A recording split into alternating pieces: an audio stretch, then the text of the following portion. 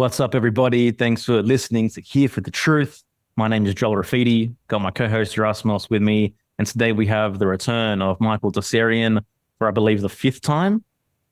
I think so. I don't know how. I think it's number five. 1, 2, 3, 4. Yes, it is number five.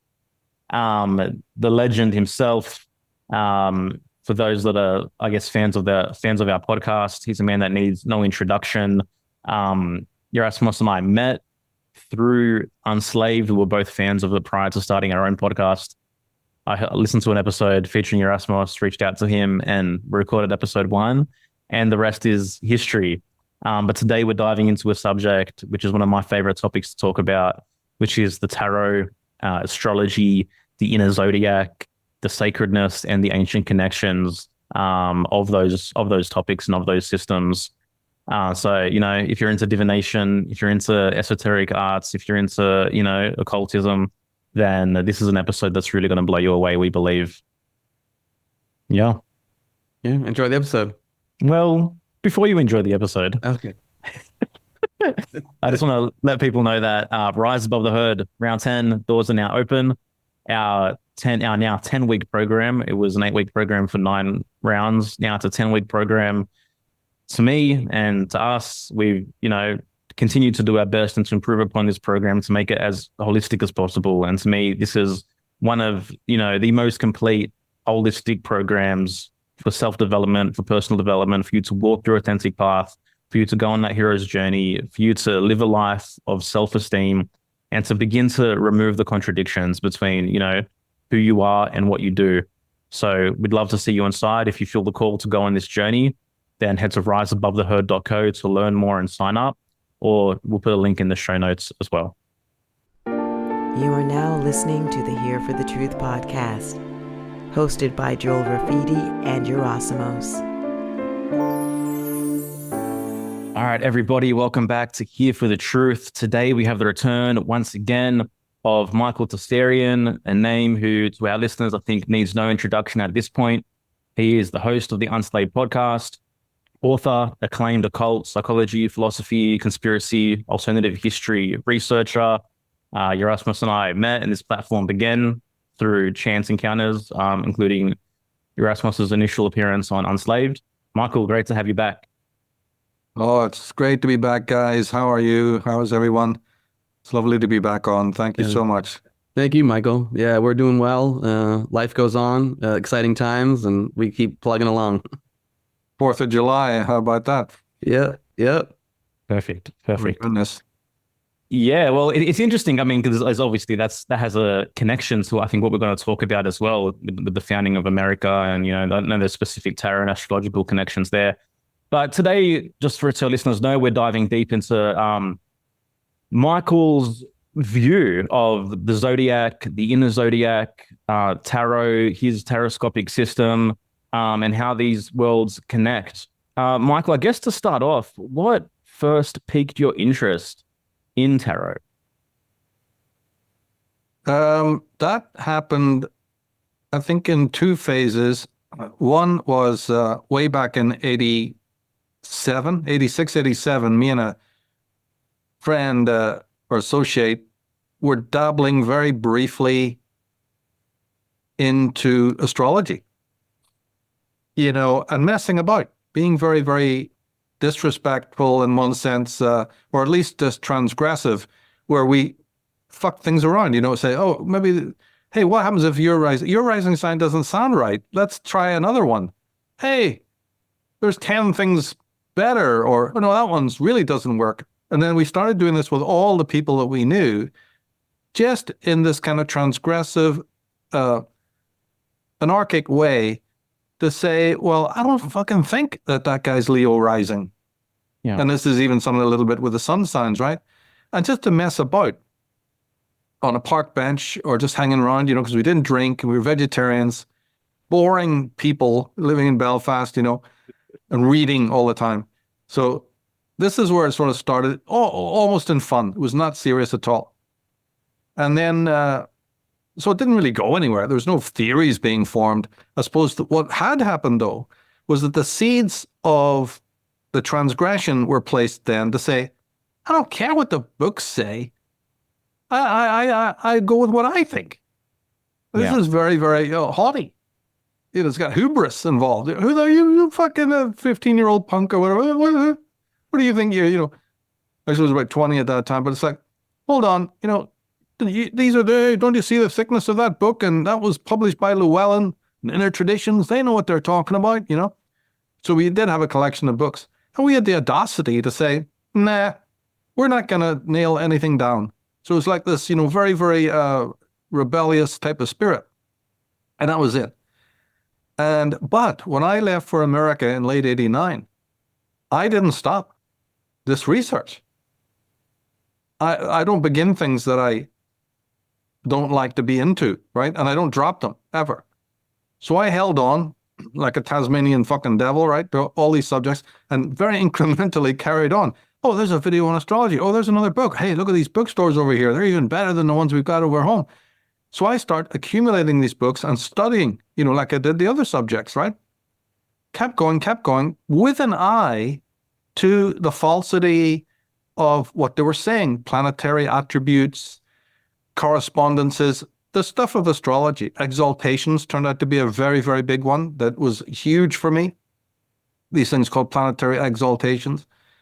And so slowly it moved through the 90s. And then another event took place where a cousin who had been living also with me in America, and he was the youngest of I call them brothers, but he was the younger cousin. But he and I temperamentally got on more than, with my other brothers, right? And cousins. And he had a collection of books, small collection of books that he had bought in America.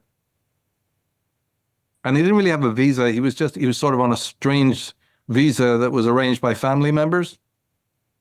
So his stay in America was kind of precarious. None of us liked this fact, and he couldn't put down roots. So he was like, didn't know when he was going to be maybe having to be sent back or, staying, and how do you get roots? What are you going to do? Rent a room, get a job, So he tried to do all of these things, and he was just living sort of in my brother's garage. So he had a kind of a poor life while we were waiting for, things to happen with his immigration. Well, in 1996, I think it was, he had come out in about 94, if I remember correctly. But by a few years later, 96-ish, it wasn't working. And the person who was sponsoring him pulled away the sponsorship. And he had to leave. And it was absolutely fucking heartbreaking, right? Because it had taken us long to get him to come out in the first fucking place, right? And now he's had a really kind of not that great time in the States, in California, and then nothing's happened. And then finally the worst axe falls where they just pulled back his sponsorship. So what? Selfishly did this, right? So he's going to leave. And we're packing up and everything. And so what he did was he left me this collection of books that he had. And I said, look, I'll look after them. You can't take them on the plane with you. It's all over, right? They're too heavy. So he left me this collection of books, and 2 or 3 of them were on the tarot. So as I said, I've been studying astrology, but not tarot, right? He gave me these books, and one of them is this one that was pivotal. The book itself is rather unimportant. It was just a beginner's guide to the tarot. I think by Hollander or something like that. It was a green cover, right?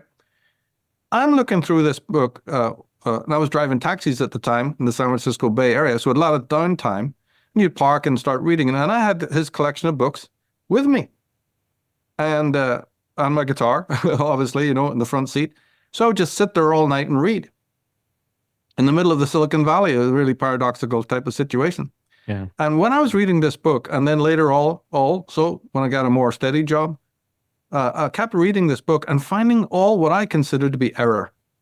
So to answer your question, this was this book, this pivotal moment that shifted gears in my life. And I said, oh my God, the studies that we had done in the 80s, the ones I just told you about, where we were nitpicking and challenging and questioning and being critical like you can't believe, breaking it down, deconstructing, and all of this with astrology, that spirit started to return to me when my brother had left me these books. And I started going through them. And I actually, this time, rather than just deconstructing, now I started to make notes to construct what I thought would be a better system. And that's how it all started. So around about 96, 97, 98 And in 98, we start building the first Taroscopes website. It took a long time to, put up because it was just early days of the internet, and I was trying to use the website for a lot of other things, But we did put astrotheology pages on there, and we did. I started building the rudiments of what would become the Taroscopes Mystery School, which is now still there, 21 years old, or more even. And it went from there, and it all came from this little book and this little study. And then I got David Allen Hulse, a book I still recommend to this day called The Western Mysteries. It used to had a different title, actually, when I read it, but it was renamed by Llewellyn, The Western Mysteries. Big, thick book.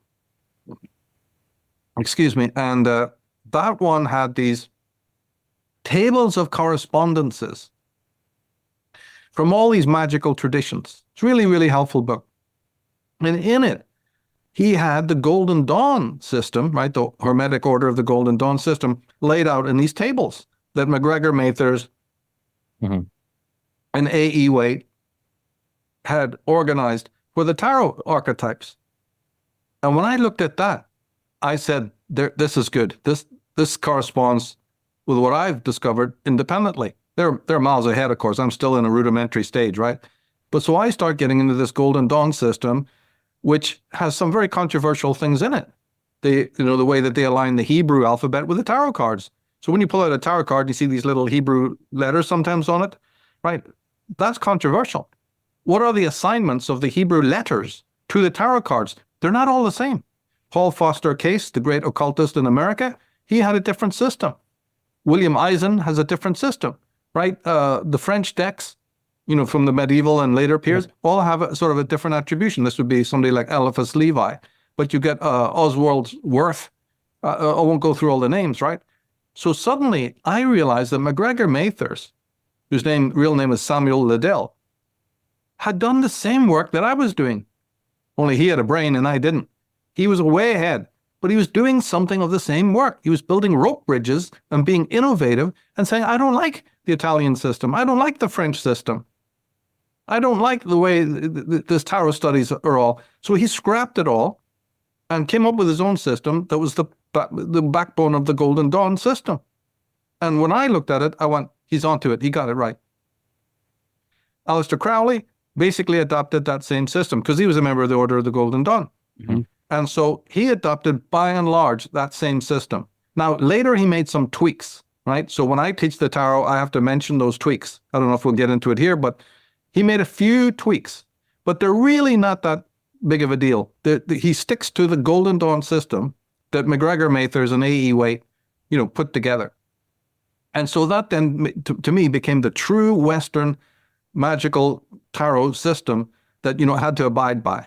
And even if I was going to innovate with it, I didn't. But if I did, I would still be wanting to stick to that. And I thought if I ever do classes or things like that, this is the one I think works for me because I don't see anything else. There's nothing out there. And every time I would look at some other system, I could see it was bogus almost in seconds. Wrong. And you'd know that the MacGregor Mathers Golden Dawn system was your go-to, and I did that and built my Taroscope system sort of, with that in mind, keeping that system. I did innovate, right? You bring in more Egyptian thought, but basically still sticking to this thing. And then it took off steam. So not just the pivotal moment was not just deconstructing, which I think is very healthy, but starting to build, right? When you break the bowl, remember in the Zen, story of the breaking of the bowl, how you glue that pieces back together again. The greatest artist did it with pure gold. The glue that put the pieces together was gold.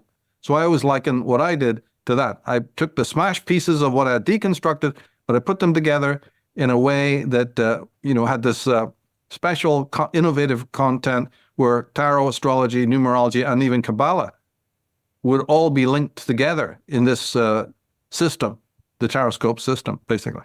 Yeah, amazing. Yeah, I remember so initially I was listening to the Unslaved podcast. My focus was on your psychology episodes, shadow work, things of that nature. Then every now and then, I'd hear you mention the tarot. And for me, back then, it was why is Michael interested in the tarot? I didn't understand the bridge between tarot and psychology and everything else you were doing. And I think this is a common misconception out there when people hear the word tarot, they just think of, fortune telling or things of this nature, etc. So can you talk about a little bit? Because then when I went down and started pulling that tarot thread, like this was some of the greatest psychological development that I actually did, was going through the Path of the Fool series, working with these archetypes, integrating them, thinking about them. Like this had massive amounts of attributions in my personal self-development process. So can you talk about the bridge between tarot and psychology a little bit? Yeah, that's the thing. This was the ancient form of psychology. Yeah. Nothing new under the sun. Now, this comes out a little bit more with somebody like Carl Jung, right? Who obviously did use astrology, did use alchemy, did use the use of mandalas. He even used the I Ching, So it's more conspicuous with him when you study the history of psychology. But we've got Edward Edinger, we've got Marie-Louise von Franz. There's a sprinkling of others who taking the lead from, you've got, Erich Neumann, who I owe a lot to because my Dragon Mother work is an homage to Erich Neumann. He was a Jungian, So it is there, this acknowledgement that what we would call divination arts are a kind of a proto-psychology. Yeah. If it wasn't, it wouldn't work. You doing readings for somebody via the tarot, via astrology, would be worthless. Yeah. Those clients are coming for assistance and for help. And whether they like it or not, their own personal psychology has got to play a part, because if they're coming to you as a reader because they've got personal problems, well, maybe their own psychological disposition is the reason they've got those fucking problems, not the other people that they're coming to ask about, or the other problem. Maybe they're the problem. So you as a reader need to have psychological knowledge. Yeah. It won't go so far as you to lie them down on a couch and start browbeating them or getting that deep into their life. You're just that's not your job. You're not a professional psychologist. But there's still a heavy degree of psychological insight needed. And the more that you have, the more psychological insight you have, the better reader that you'll be. So it's very empirical. So there is a very close connection. And then even on a more scientific level, the ancients even had it down probably better than modern psychologists, because they were incorporating the right side of the brain. Yes. Oh my goodness, especially those who work with tarot. So wait a minute, right? Strap yourself in. The ancients were doing something that we still are not even up to speed doing on the West, which is integrating both hemispheres of the brain, and maybe something even more primordial than that. So it might not be that we have progressed and that psychology is this development and progression over the ancient tradition. It might end up being that the ancient tradition, right, although defaced and mutilated as time went by, actually was, even from an archetypal point of view, better. Yeah. We don't know, right? But there's room to be thinking that. And also, this is corroborated when you look at the depth and the detail of, say, something like the I Ching, which I just mentioned. The utter philosophical weight and value and depth of even the I Ching, let alone the tarot and all, smacks, of what I'm saying. So a sincere student now realizes there's something far, far deeper going on. But the tarot is especially important because it uses images. None of the other divination arts really do. Yeah. Kabbalah a little bit, but the tarot is head and shoulders above. And therefore the use of these images opens up right brain consciousness. And that's something missing in all the other systems, and can also be missing in modern psychology. Yeah, absolutely. And I mean, this, I guess, begs the question, because the mainstream narrative out there is that the tarot was, concocted by gypsies in the 15th century in Europe, et cetera, But here we are talking about the ancient connection to the tarot. So can you speak into the history of tarot as you understand it? Well, remember, gypsy is a word that really is a sort of a euphemism for Egypt. Egypsy, if you wish, right? Talking about plays on words. And the beautiful thing, the history is interesting, but what's more interesting to me is the fact that this is a great high art that was smuggled into cultures as a game. Yeah. What? This corroborated my story that I've been telling for years about, say, fiction in general, whether it's Professor Tolkien or Star Trek or Doctor Who or Blake Seven or whatever you've got, the more modern version. Look, wait a minute. Haven't I said a million times that the deepest of all mythopoeic, motifs have been transmitted to us through symbolism, number one, but also through fiction, not factual written stuff. And that's the way it's being preserved so that you have it. Because had it had to go through the mangle and the steamroller of academia, it would be erased from the world.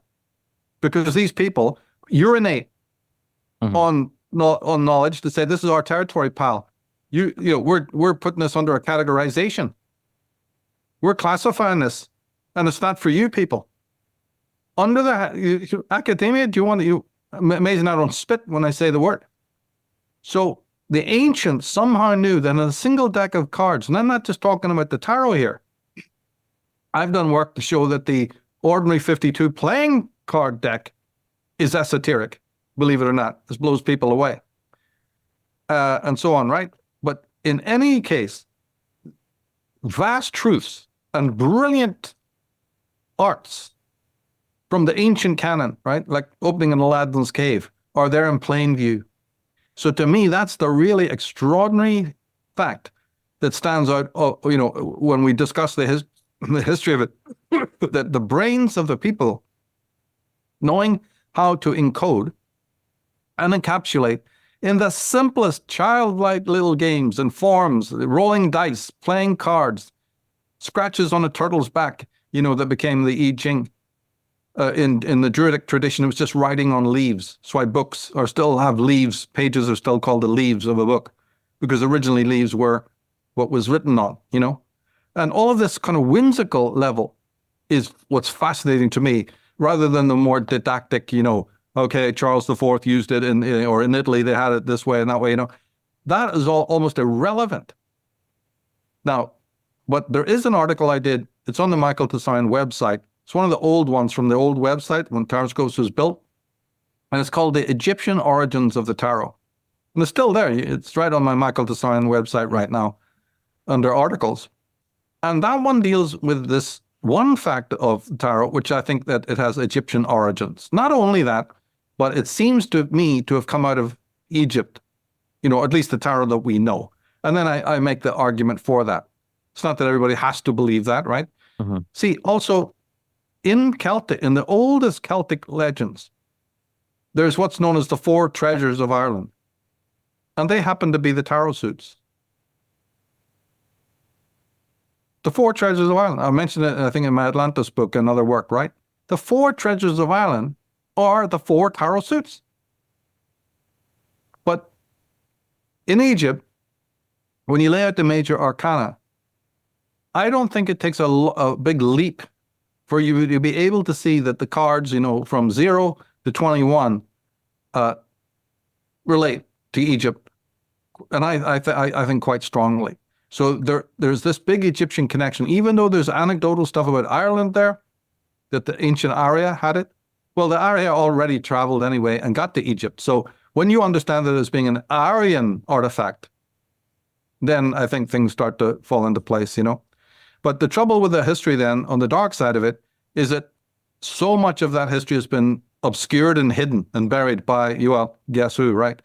So what we know about it is going to be sketchy because there's been a massive campaign by the Christian church to destroy evidence of ancient wisdom. They burned down the libraries of Alexandria, other ones I could mention, right? In fact, They burned Alexandria twice. And Alexandria is in Egypt. So the ransacking of Egypt by the Christians and the Muslims, I've written about this extensively, of course, and so there's not much left. So when we talk about it, you're dealing with only fragmentary information that takes a lifetime to put together in a coherent way. So it's quite a study. I've done my bit, what I can, the Mystery School is the result of those decades of work. And also innovation, not to just go along with what's normally known, but to innovate and bring out what I think was the ancient system, just like MacGregor Mathers had done in the Golden Dawn. I'm sort of carrying on that work. Yeah. Hey, Michael, do you think like, the parasitic classes, the so-called elites, like they're aware that the tarot and the playing card system, that they have this knowledge, but it's at a point now where it's so ubiquitous, there's nothing that they could have done like when it was first coming out? Like you would think they'd be like, let's take up all the cards and burn them. You know what I mean? Yeah. Well, they did. And they persecuted the people who used them. But that's that miracle I was just talking about. In their rush to do so, they didn't give a fuck that a few gypsies or ne'er-do-wells or outsiders were using it. Yeah. See, remember the witch burnings? Yeah, what do you think all that was? They knew that these women, right, the Sophic women, had preserved some of these teachings. So they did go after people. But the miracle is that some of it survived. Because some of these popes and some of these characters, being psychopathic, they were looking in the wrong place. And also, don't forget that the good guys, the ones with the white hats, had to become innovative. When you're being hunted down, you become innovative of how you become ninja-like and hide your treasures and hide yourself.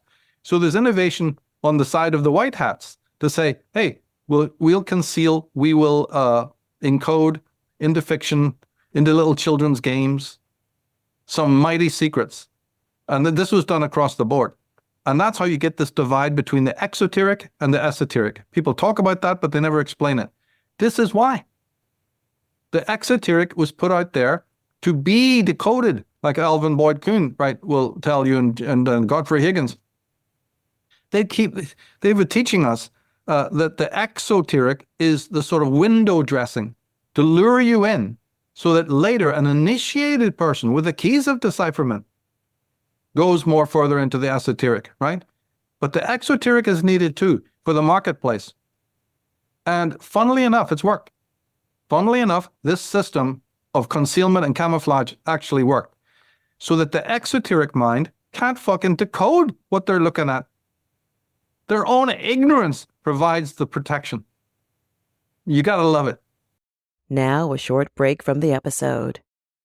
Just a quick mention that Rise Above the Herd, our 10-week self-development program, the doors are now open for you to join. They close on July 24th. We're taking a maximum of 15 students in this round. Like I mentioned, this is now 10 weeks, 9 teaching modules, 10 integration sessions led by myself and Yerasimos, 5 nervous system focused workshops led by Sophie Fletcher. You get lifetime access to our extensive resource library of bonus modules, integration exercises, nervous system support, articles, videos, and so much more. And a bonus to this program is the human design components.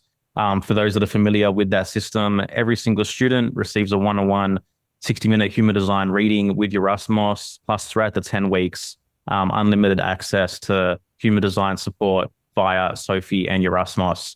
All the information imaginable is at riseabovetheherd.co. All the call dates and times, everything is in the facts section at the bottom. So if you feel called to become one of the 15, you can learn more at riseabovetheherd.co. And this course begins on July 29. Back to the episode. I remember when I was first exposed to the playing card system based on the regular deck of playing cards, like I think 12 years ago now, by my friend Alexander Dunlop. I was blown away just at the numerical and symbolical significance. Like even just like, 52 cards in a deck, 52 weeks in a year, 4 suits, 4 seasons, 13 cards in each suit, 13 weeks in each season. If you add up all the cards together, with aces being 1 through 10, Jack 11, Queen 12, King 13, they equal 364. And then the Joker is kind of like the fifth element, gets like a value of 5/4. And then that's 365 and a quarter, the amount of days in a solar year. Like when I first learned that, I was like, what? Like, That's it. I'm sitting there playing goldfish and poker and all this stuff growing up. And then I come across this and I'm like, okay, I need to learn more about this stuff. Yeah, that's right. 52 is the angle of the pyramid. 52 cards. Right? Very similar to the minor arcana in the tarot. It goes on and on. 78 cards in the tarot. Well, that's the numbers between 1 and 12 equals 78. And the 12 is the zodiac. Mm-hmm. Accident, of course. Coincidence, right? Yeah, my ass. Yeah.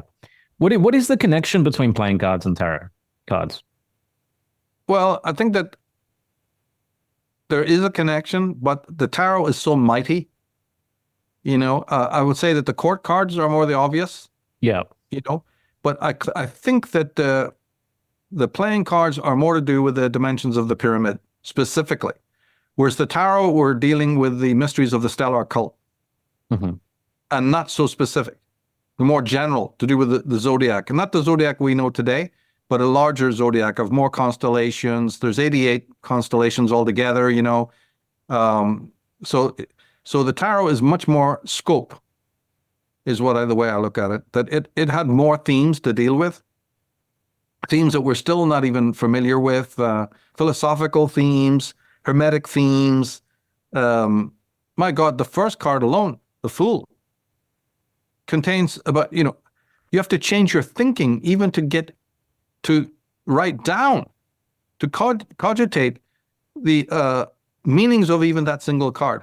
Yeah. Why is the number 22 assigned to it? Why also a 0? Then we talked about the Hebrew letter a minute ago, right? Why is that Hebrew letter Aleph associated with that? When that doesn't seem congruous. But McGregor Mathers obviously thought it was, and so you've got a whole story there. Then the colors, then the image, then, the different iterations that each tarot deck had of that. Sometimes the character's facing left, sometimes he's facing right. Sometimes he's got a little dog, sometimes not, right? Sometimes he's got the little bag with a staff, and sometimes it's a little pack, something different. What's going on with that pack? And that, is that the story of Odysseus, who also had a little bag filled with wind, that was connected to the fates and the bellows? And if so, what's the significance of that? Is the bellows to represent the lungs or breathing? Well, Aleph in the Hebrew does represent the breath, not just the breath of a human being, but the breath of God. So, on and on it goes with just one card. Yeah. In the beginning was the word. Yeah. But with the playing cards, I think just one phenomena, that is the pyramid, was being referenced, the mathematics of the pyramid. So difference in dimension, I'd say, difference in scope. Yeah. And is it true that like ancient images of the tarot can be found in ancient Egypt? I think I remember reading the Temple of Thebes once houses certain ancient images of the tarot. Yes. Yeah. Yes, I have that quote, I think, on that article that I mentioned. So that, I've got that mentioned, and it might also be in the Path of the Fool series on Unslaved. That's a 22 episode series, so it's a mammoth series. But you're quite right. They were found in a cave, in a cavern. Some people say underneath the Sphinx. These images were found. But also more than that, the archetypes upon which the cards were based have to do with the cult of Amun-Ra. That's their true origin, right? And the story there is simply that the Great Pyramid, and maybe any pyramid, you could even make your own pyramid and this would happen, had a crystalline capstone, right? Glass, crystal, whatever.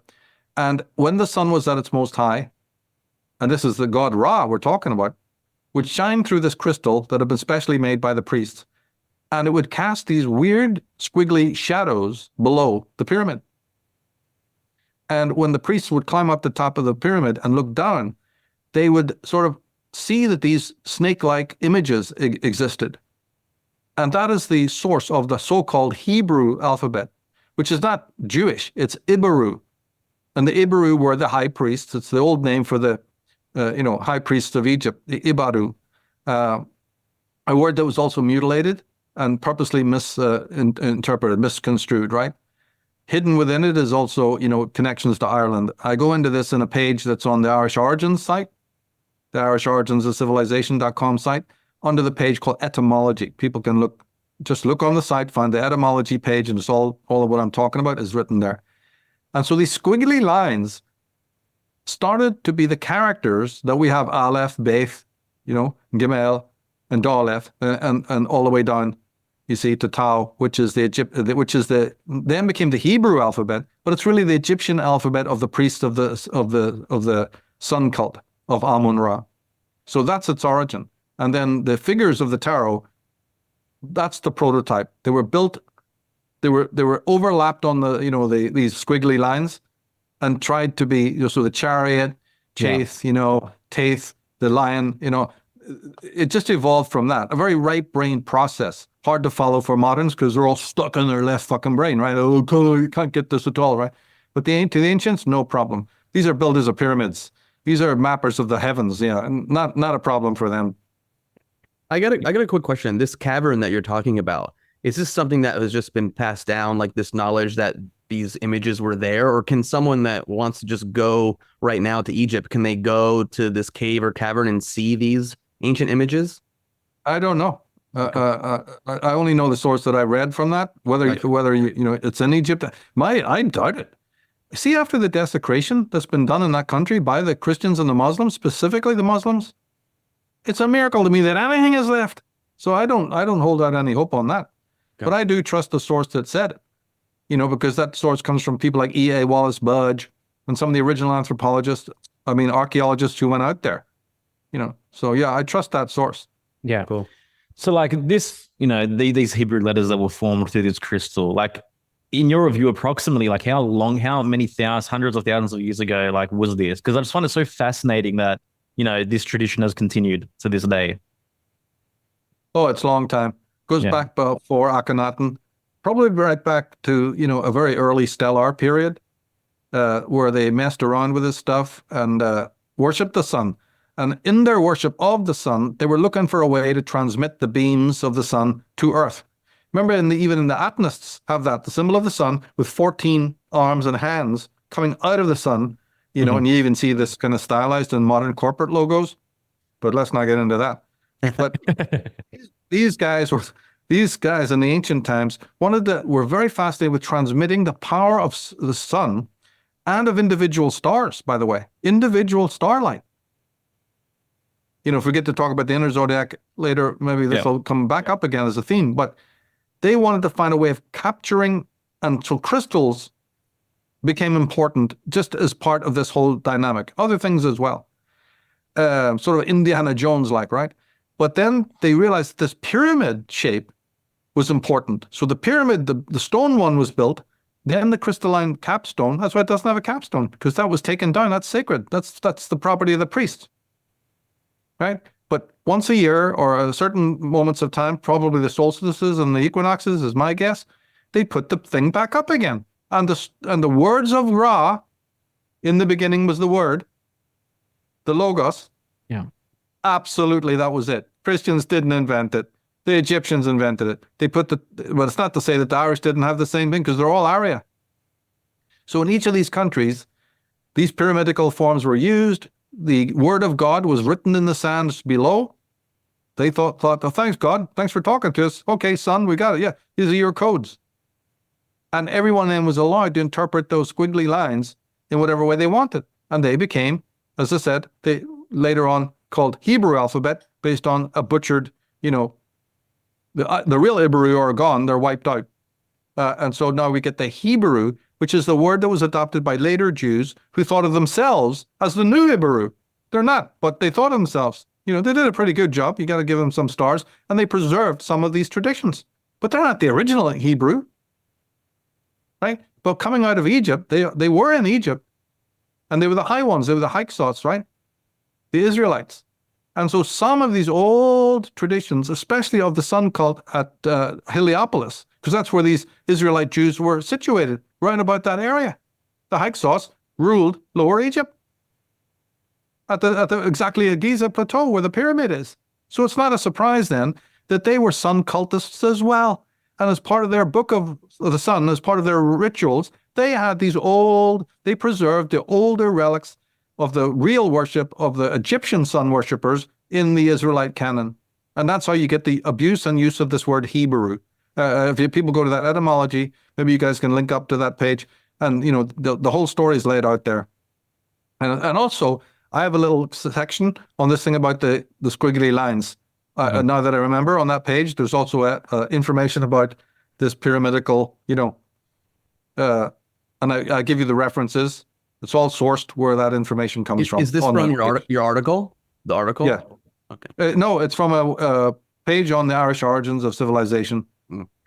Yeah. Etymology page on that website. Gotcha. And even the word tarot itself is interesting, right? I believe it has its roots in the ancient sky hippo goddess Taurus, Taurt, which also connects to the words like truth, church, etc. Yeah. She was the original church. Circe comes from her name. Kirk. and as you say, church. Ta'urt, Tawaret, Tauro, Torah. The Jews got that one, made a monkeys of it, and called it the Torah, which simply means the way. But the real way is up there. The real way, right? The real Tao. Yeah, Tao. I wonder if the Tao even has a connection to that. It does. Yeah. Absolutely, it does. Yeah, and it's from the earliest goddess known to man, Ta'urat. She was Ta'urat is the hippo goddess, and you see her in even the papyrus scene of the Judgment of the Dead. She's there featured. Yeah, the Ta'urat. She's the original mother goddess, and her son they styled as the little crocodile, the little hippo god or the little crocodile god, and they're seen as the central figures in the Temple of Dendera, which has that famous zodiac. The Dendera zodiac. Yeah. There you go. And right in the middle of it is Ta'urt. Yeah. So the word tarot is Ta'urt, the goddess. I've written whole books on that. My Trees of Life double volume.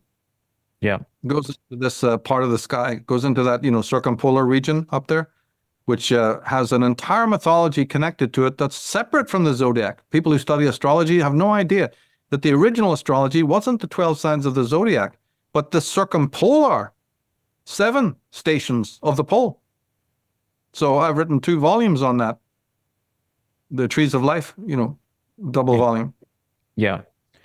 Okay, so I guess to bridge into the Inner Zodiac, like my understanding of, the basis of the tarot through your mystery school, etc., is that we're talking about, archetypes and facets of the human being, of the self, of the individual psyche. Like these 78 cards, they speak to parts of us. And it's almost like every attribute, the gifts, the shadows, everything is like, covered by these 78 cards.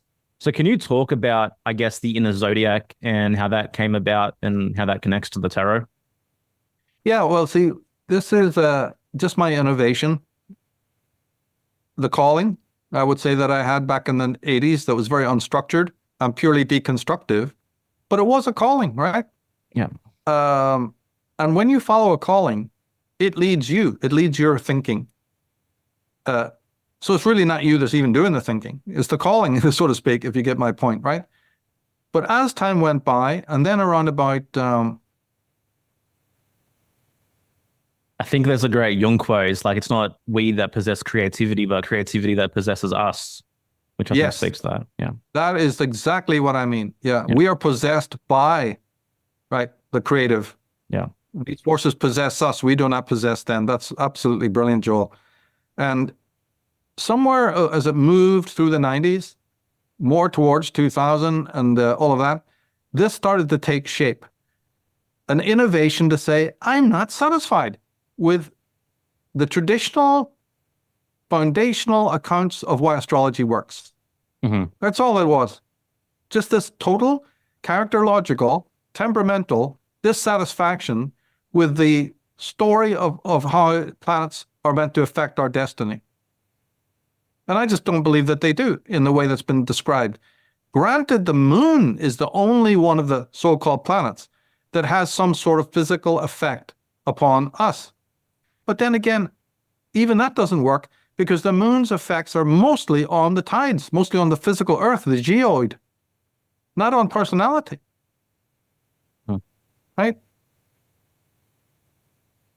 Everyone, all police forces in the Western world know that when the moon is out, full moon, people do crazy ass things. So I'm not denying that. There is a certain amount of evidence that there's a non-physical, right, more behavioral influence of the moon. But by and large, the moon rules physical phenomena on this earth, like the tides, like the menstrual cycle. These are physical, not psychological, by and large, right? But when it comes to the other planets, sorry, it's zero. There's not enough science there, to fill a thimble as to how magic rays affect consciousness, behavior, destiny, for goodness sake. Now, it might be true, and we just haven't discovered it yet, but something temperamental in me just couldn't accept it. And so then, as I said, what's the constructive side? To try and suggest ways in which this is working. But that meant the deepest dive possible into psychology. right? Now you had to really go into the dark to dig up. This was a task. I think I accomplished it, and then could present it to the world in the form of that article, in form of this little video that I have, the taroscopic intro video. That was the first thing I consumed on this topic. Like, I had no history of tarot, never researched tarot. My entry point was that Introduction to Taroscope's Mystery School video, and that floored me and blew me away. Like, it felt like a very, divine kind of moment consuming that initially. Yeah. Good, because it's been banned and stuff like that. So I'm glad, it's linked to the bottom of the Inner Zodiac article, and I've linked it to my Taroscope's site, the facts page. Yeah. But if you guys could link that up as well, it's very, very handy. And that sort of encapsulates the broader theme. Yeah. My dissatisfaction is not necessarily everybody's dissatisfaction, and they can carry on believing as they want about astrology and carry on even practicing it the way they want. I didn't try to get in there and form a school to debunk, what other people are doing. Yeah. But I did feel motivated in my own life to say, I'm not satisfied with this account of how rocks floating in space are meant to affect human destiny. There's got to be something else. So in the article, I suggest one or two, interesting things, the way it could work. And I satisfied myself. And so out of that need to innovate, and then learning more about the brain hemispheres and the old brain, and going into some very, very odd territories, I came up with this inner zodiac, inner oracle idea, and I also drew on the work of two scholars who although different, harp on some of the same themes. And one of them is Julian Jaynes, Jaynes with a Y, and the other is Owen Barfield. Barfield was an expert on metaphor and on ancient languages, and all of that. And he was more sort of a Christian thinker, to that degree, but also highly into symbolism.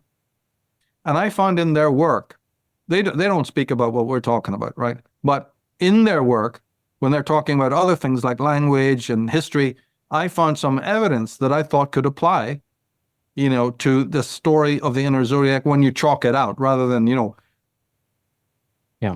if you wanted to advocate it. I just shrunk everything down to that little article, but that's just for the public, right? Where is the argument?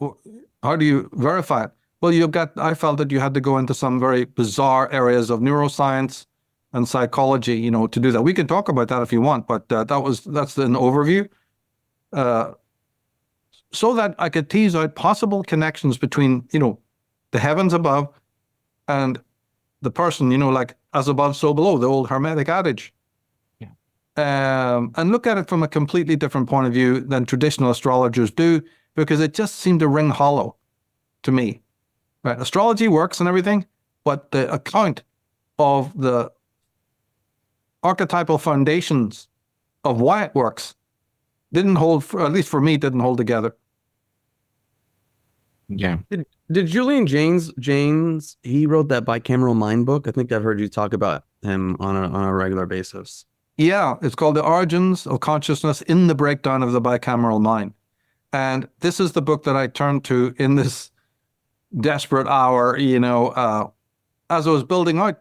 It was really through Carl Jung and Erich Neumann, and then I read bibliographies at the back of books, I don't know how I came across them, but it was back in the early 90s. And what he really basically says is that, the hemispheres of the brain, bicamerality defines a period of our history that brain function was different. We still had the hemispheres, but they operated differently than they do now. And the ancient man, this would be pre-Homeric man, used to hear what he called auditory hallucinations. Probably coming from the right hemisphere of the brain, is his thought. He was a Stanford professor and Princeton professor, right? His work was deliberately suppressed and misrepresented. And if when I finish talking, everybody listening will understand why. But anyway, to keep it short and simple, he found that in the works of Homer, there was, evidence that there was a different kind of consciousness, in the thousands of years before Homer's time. And this form of consciousness, bicamerality, started to change during the Homeric period, moving into Hesiod, the next playwright, and down, to the 4th century. By then, something really weird had started to take place. And by about the 3rd century, and he looked into, texts of the Jews, a lot of different texts to prove this.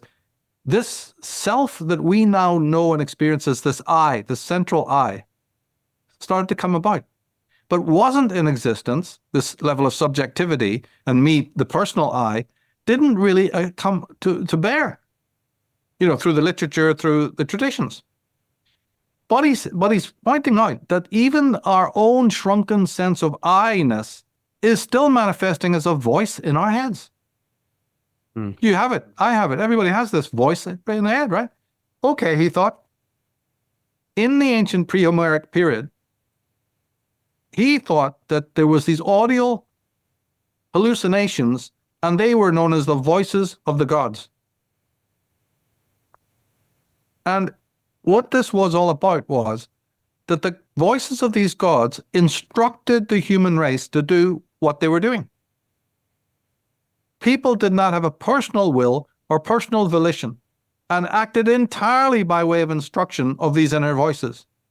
I know this sounds crazy, but let's follow it for just a minute. Because it will answer this. Like I said, it's a long way around to explaining Joel's question, right, of the inner zodiac.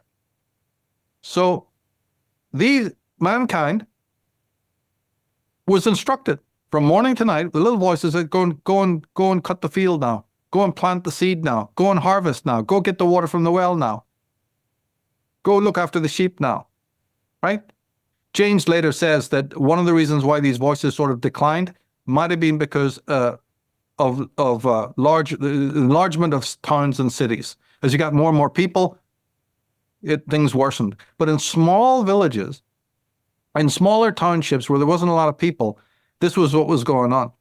Now, there's a Star Trek from the original series, but I can't remember the name of the episode, that actually goes into this. So somebody who wrote that script, and in it, it's about a group of people on a planet that worship this big serpent's head. So this is how you'll know it's this episode I'm talking about.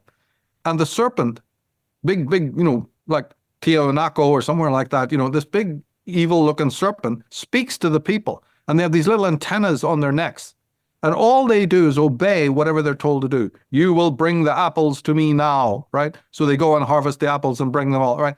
Everything that they do is done this way. They themselves would just be zombified if they didn't hear these voices. And so somebody must have known their Julian Jaynes who wrote this. So, or independently had worked this stuff out amazingly, right? And that can't happen. But anyway, back to the story.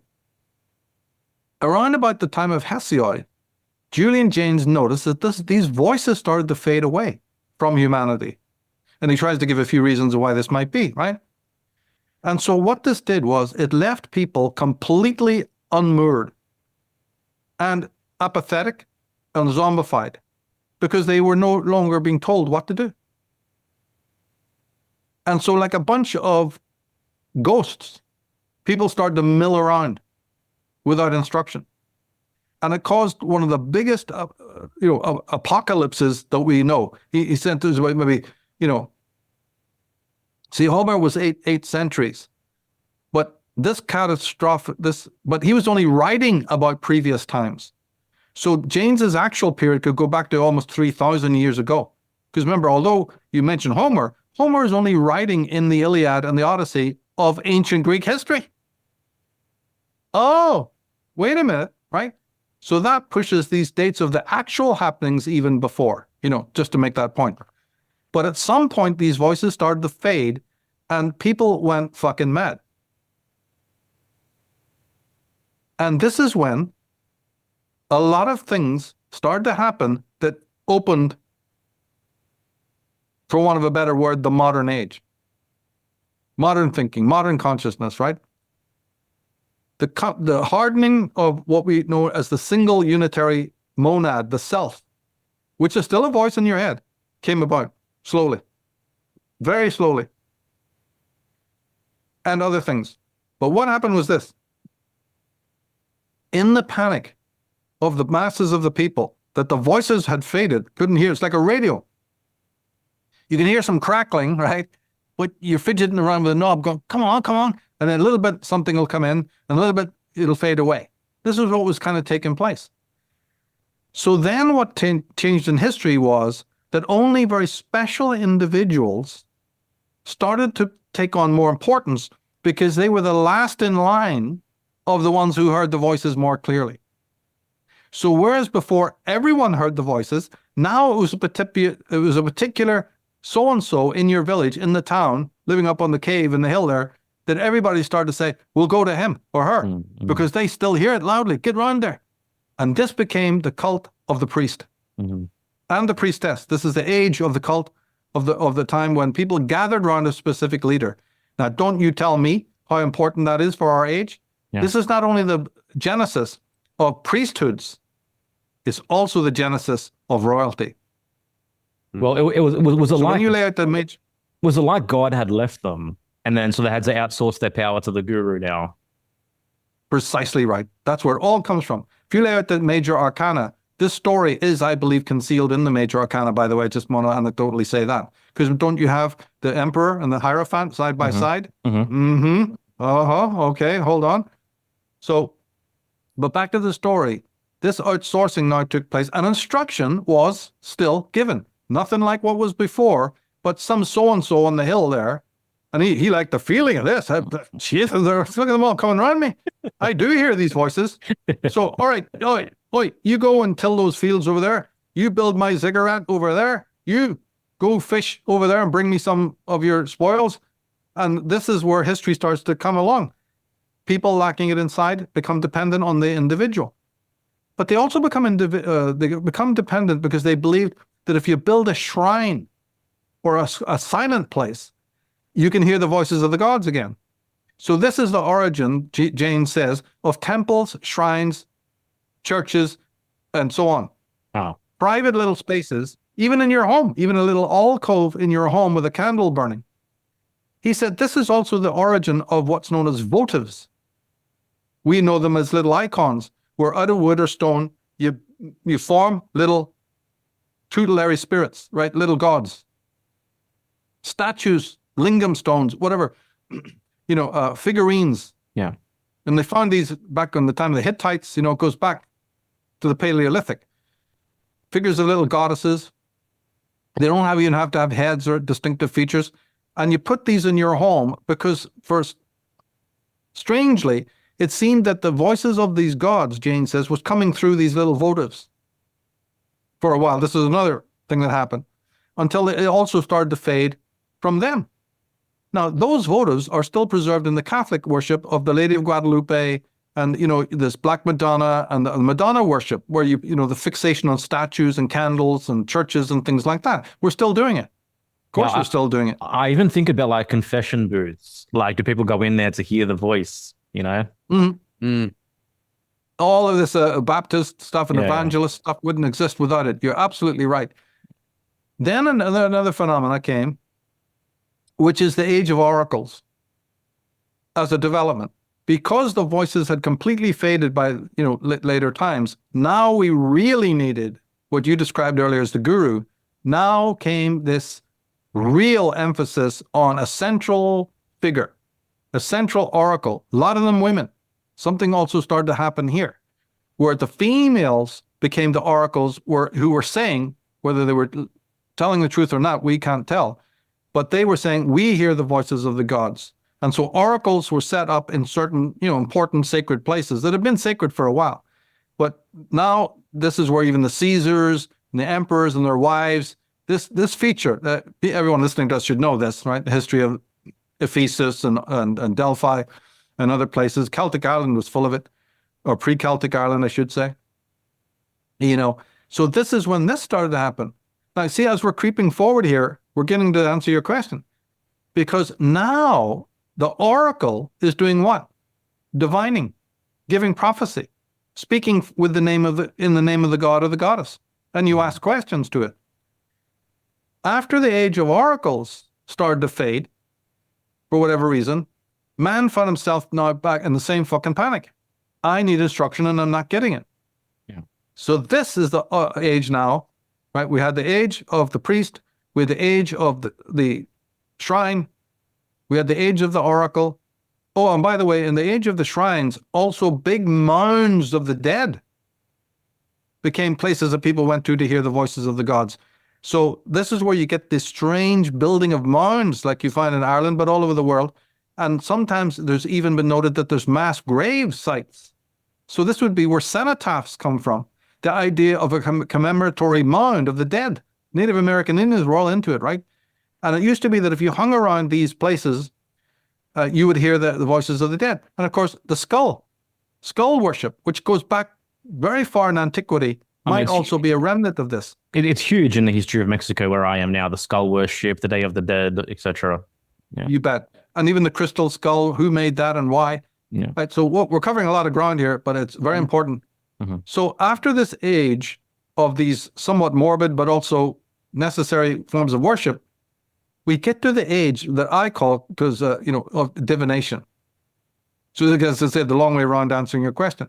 After the age of oracles, sort of overlapping, but it took on that in man's extreme need to find guidance, he started looking more to inanimate things, just like he had done with the votives, just like he had done with the figurines. He started looking around him, and tree worship comes out of this. The worship of certain behaviors of animals would be like the Native American Indians would see if, there's a hawk in the morning, or there's an eagle over there, or the buffalo did this and that, and this would become prophecy. In China, they'd observe the turtles and the serpents, right? And this is where you get your entrail reading kind of things, or palm reading, right? With the lines on the palm of your hand, the lines on the back of a turtle shell, throwing sticks for the yarrow, sticks of the I Ching, throwing coins or whatever the hell they did, stones, right? The runes are all dating from this period. And as that matures a little bit, it's at this point that you get astrology and tarot. I look up. I think the voices of the gods are coming from the sky. Yeah, take out card 9, the Hermit. Mm-hmm. Given the bicameral theme we're talking about, if you take out that card, the chariot is a symbol, for me anyway, of the individual voice, the loss of the gods, and now the focus is on the individual steering his own ship. Frightful and horrific, as that may seem, no voice is instructing me. I now must be the sole architect, a navigator of my life. Yeah. It's just encapsulated in that card for me. But 9 is as well, because what is the Hermit doing? He says, "You fuckers, shut up. I can't hear the voices of gods anymore. I'm off." And he climbs the mountain, to get way up high to listen for what used to be that instruction. Is he going to hear it? No, because it's fucking gone, right? But while he's up at the top of the mountain, so to speak, figuratively speaking, he looks around him and sees the wonder of the cosmos. And that right brain part of his mind, where the voices of the gods used to come from, now sort of takes on this different symbolic angle, in which he starts to see in the shapes in the sky. And he becomes the oracle that says, well, God has spoken to me, actually. Right? And we talked about the cult of Ra. We became a cult of priests, watching the squiggles, watching the lines, divining, right? And so what we know as the tarot now comes with this age of divination. And this is where people then used as the biggest compensation for the loss of the voices of the god. And that's why the world was obsessed with it. So that's a short sketch of how it comes about. But the thing is, it hasn't gone away. Modern AI, no, let's back up.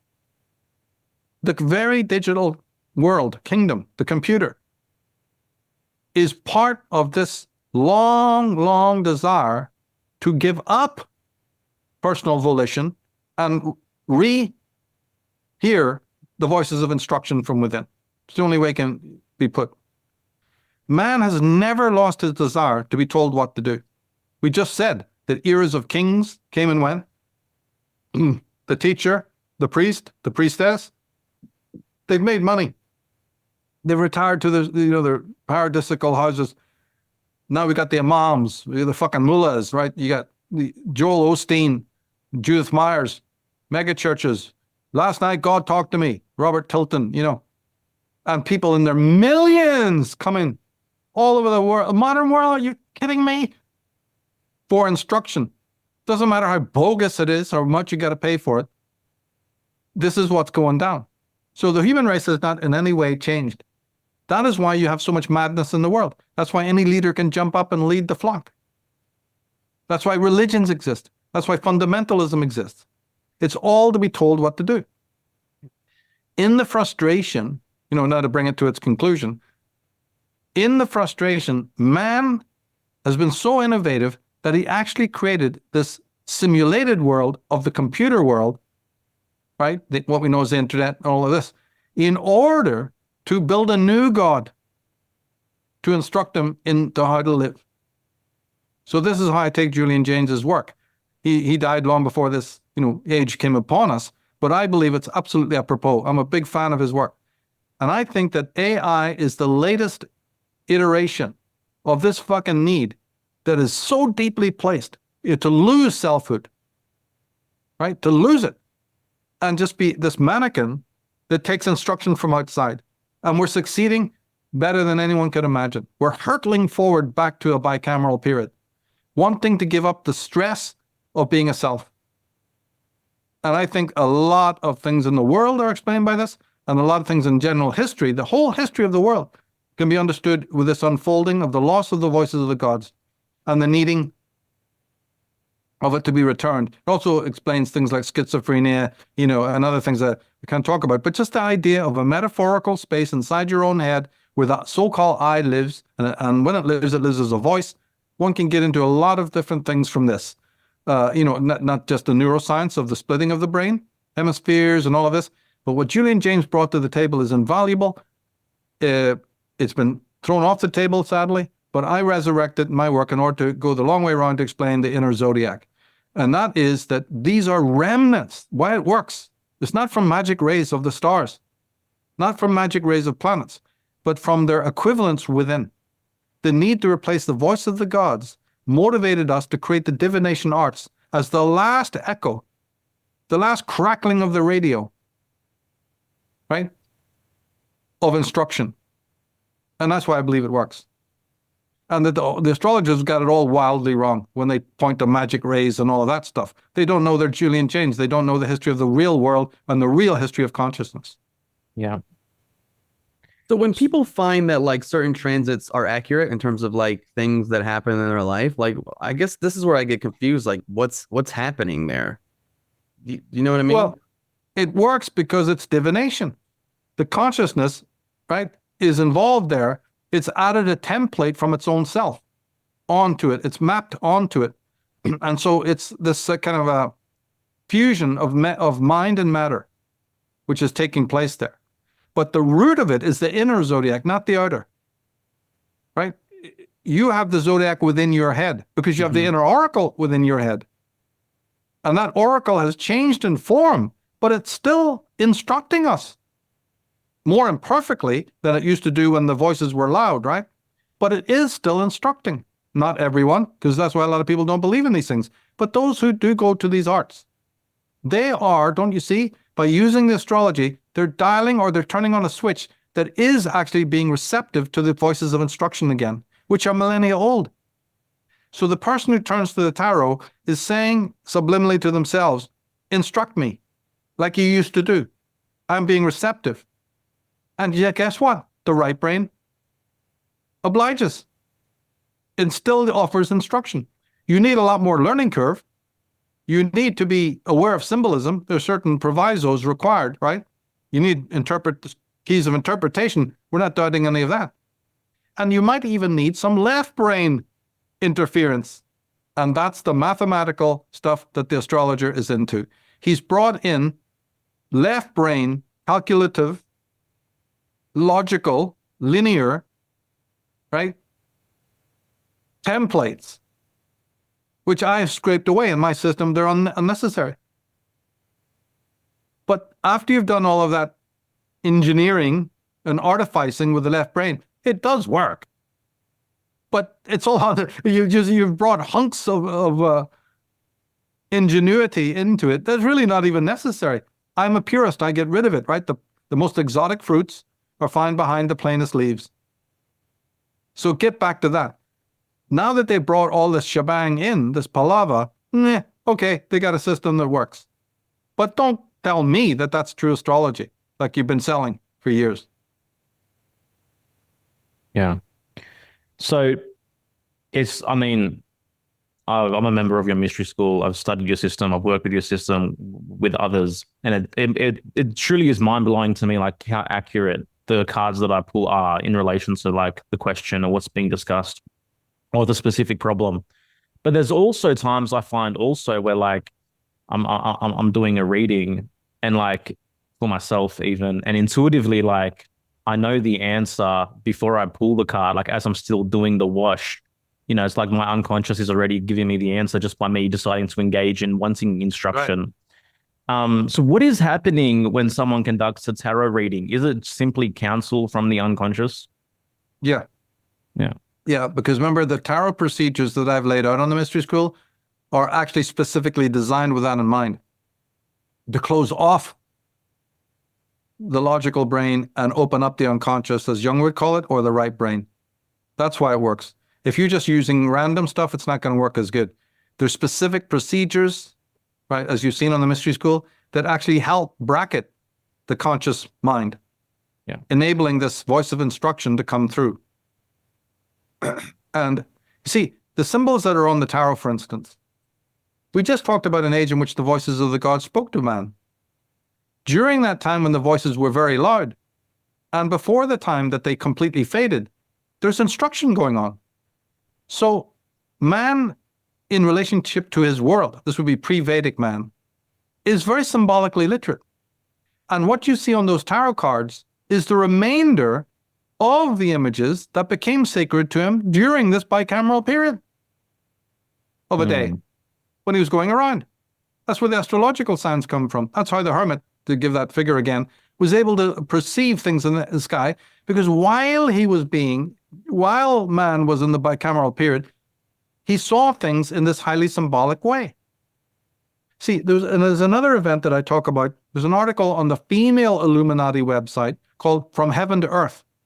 And members of Unslaved can listen to that podcast, From Heaven to Earth, in which another later event, because there's many celestial events, we were just doing a shorthand there, right? But another celestial event took place that the scholar David Talbot made a video about called Thunderbolts of the Gods. And I've extended his research so that it dovetails with this as well. People can read that article or just go and listen to the podcast, in which when men looked up to the sky, they saw these shapes and figures. It's what's known as pareidolia, where you have this ability, like today, when you look at the clouds, you'll see shapes in them, right? And even sometimes on rocks and things like that. Pareidolia begins with this time when we looked up to the heavens and saw these incredible conflagrations in the sky. That's why you do it today. You saw a little kid will go, Mommy, I see a dragon or a big white horse in the clouds. Where did we get that ability? It actually comes out of trauma. When all the world looked up to these celestial cataclysms, right? So during the time of the bicameral period, our vision of the world, our vision of animal behavior, very important animal figures and other, motifs jumped out that have remained. The Fool card, the Hermit, the Chariot, right? Somehow these were burned into our minds. Like I just said, the figures that came down from the pyramid itself, the Pyramidon, and 100 other symbols besides, the serpent. Those shadows that were cast by the Pyramidon were little black serpents. That's how they were figured. The Hebrew language was meant to be a serpentine language. So the serpent became important, the serpent of wisdom. So when Jesus says, be as gentle as doves, but as wise as serpents, he's saying, be as wise as the Ibaru, the guy who's read the serpents. Be the Nodreds. That's the original name of the Druids, from which we get the word adder, which is serpent. The magician in the tarot card wears a snake around his waist. He's a Nodred. He's a Ganadir, as the British call it. The Nadir, the Ganadir. These are the adders, named after the serpent.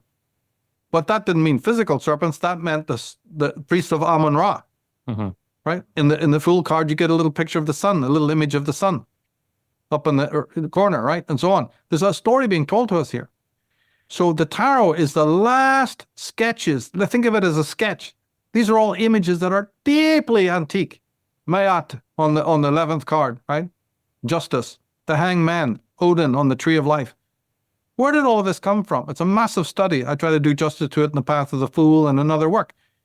But these are partly remnants of the time of the bicameral period. And that's why they're very hard to decode. When people look at them and go, I'm familiar with this. Oh, no, not really. Oh, maybe, I don't know, right? Or then, like you said, when you actually start practicing readings, you have this feeling that there's something already awakened within you as you deal and touch with the cards. Yeah. All of this is the old antique repository. It's what's known as anamnesis, deep memory, not knowledge, not learning again, but remembering what was. Yeah. Beautiful. So actually, just one point I wanted to make was you mentioned before, the Chariot being like the birth of the individual, and no coincidence that's the birth card of America, and July 4 being today in the Cancer period as well, right? But the birth of the individual makes sense there as well. How can working with the tarot develop selfhood? Because we're saying we exited this bicameral mind, and the I was vague.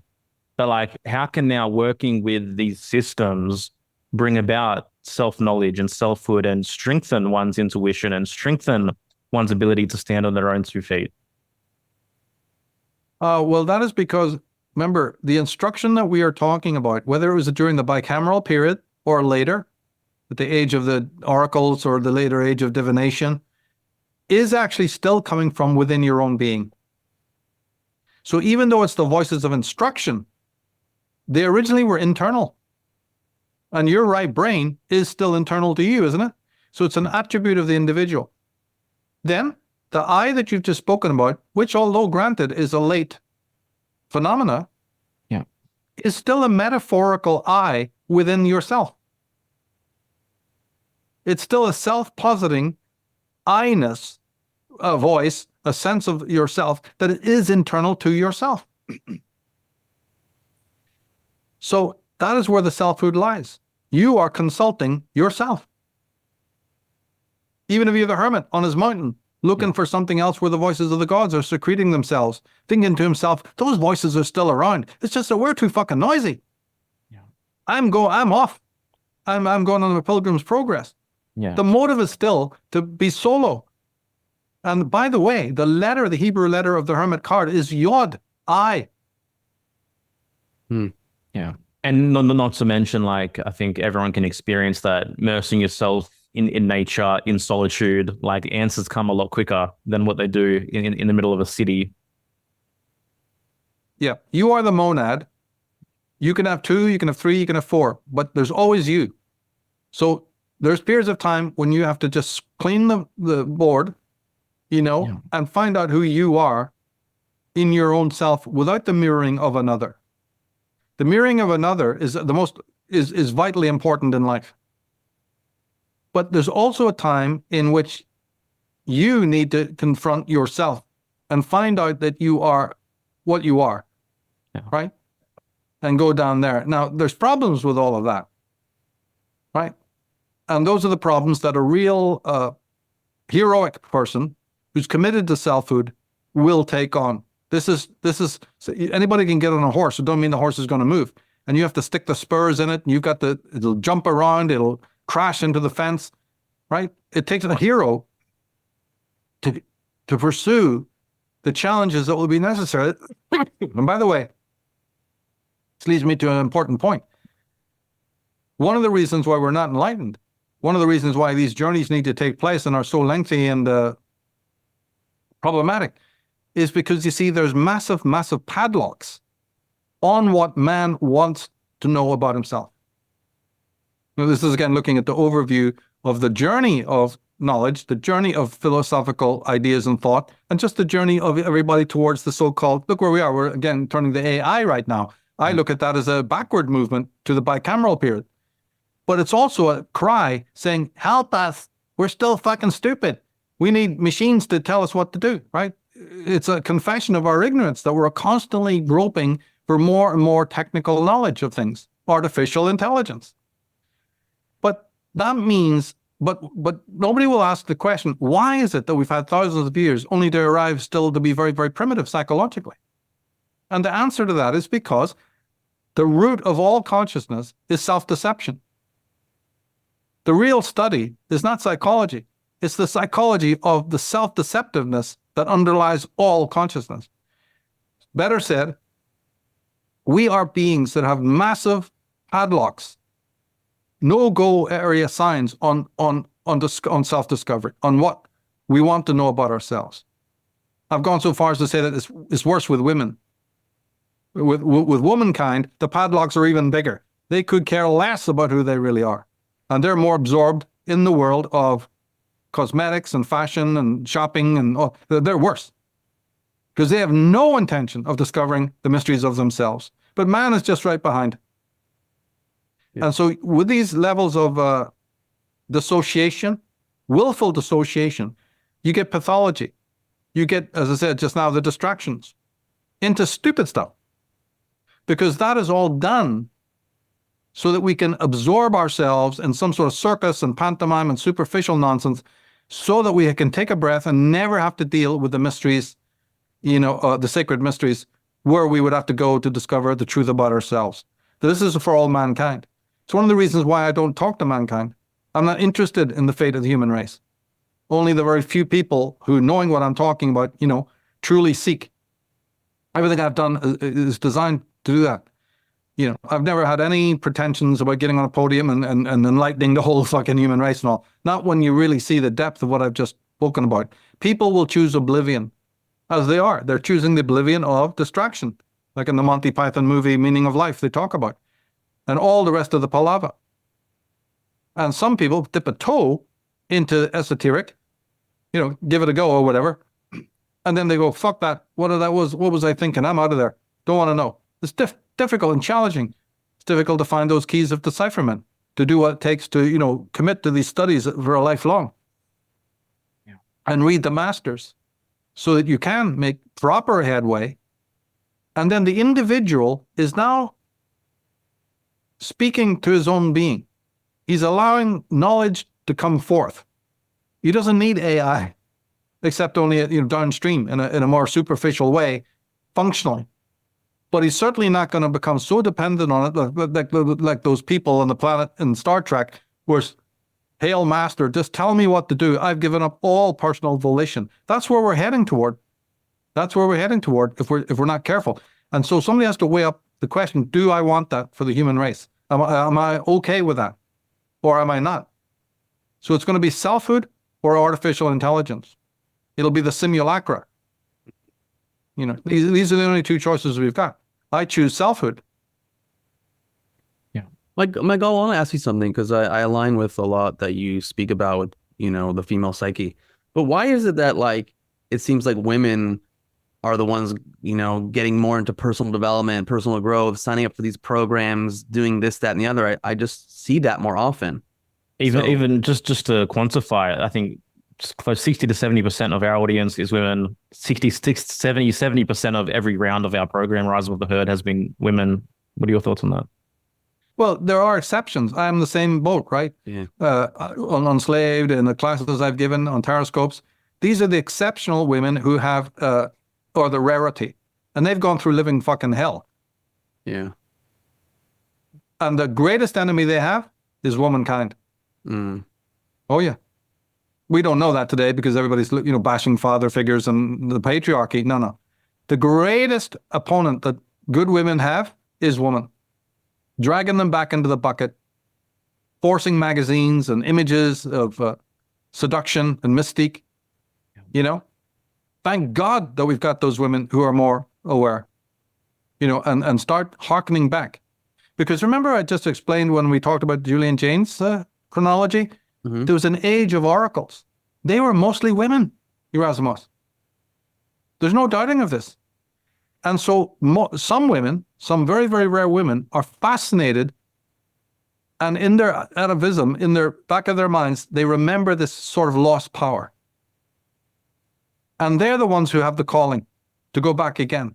And it's correct. It's good. There's nothing wrong with it. So they'll be the ones who, for some fucking reason, and a good bloody thing they are hearkening back, trying to awaken this ability within themselves. Remember, the tarot was called the girdle of Isis. The central goddess of all of it is Ta'urt, who's female.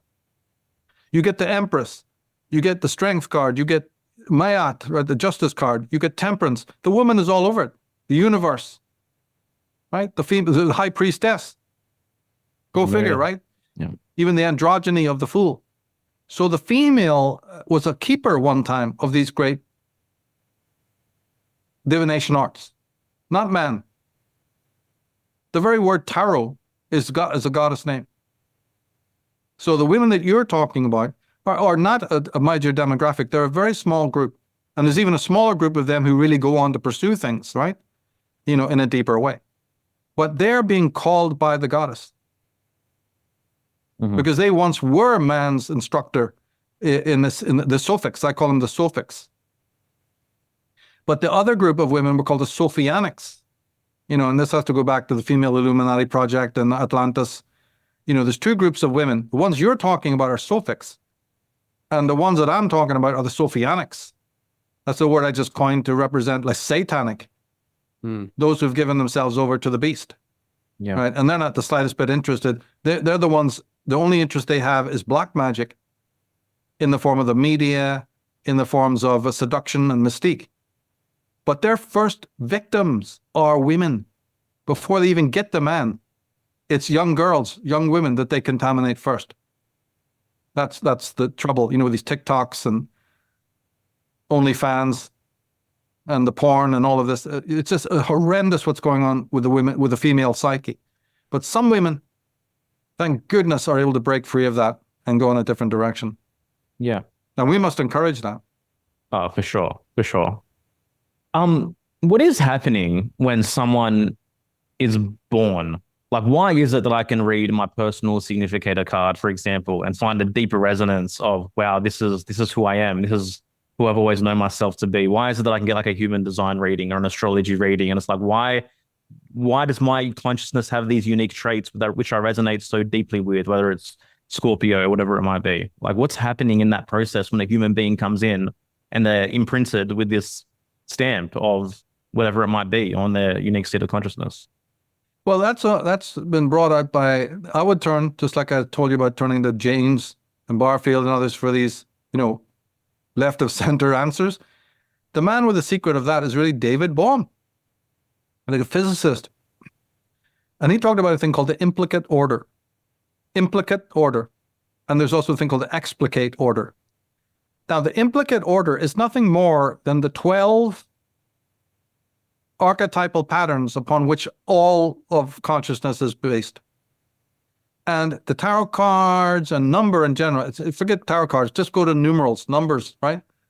They embody, they speak for, they're transmitters, receivers, right? They are the gateways, access points to those underlying 12, the template of 12 underneath. And that also may lead to even a deeper archetypal. I talked about this in Path of the Fool, that there's really 3 levels of this, right? But for brevity's sake. So the underlying movement of spirit, also known as logos or animus, different terms you could give it. This is what is happening when you pull a card that you identify with. Your conscious upper mind identifies with it, because that is your access point 2 levels down to the level of spirit, animus, logos, Geist. The top level is known as stereotype. That's where we all are. That's where most people's consciousness is, and where most people's consciousness remains for the whole of their lives. That's it.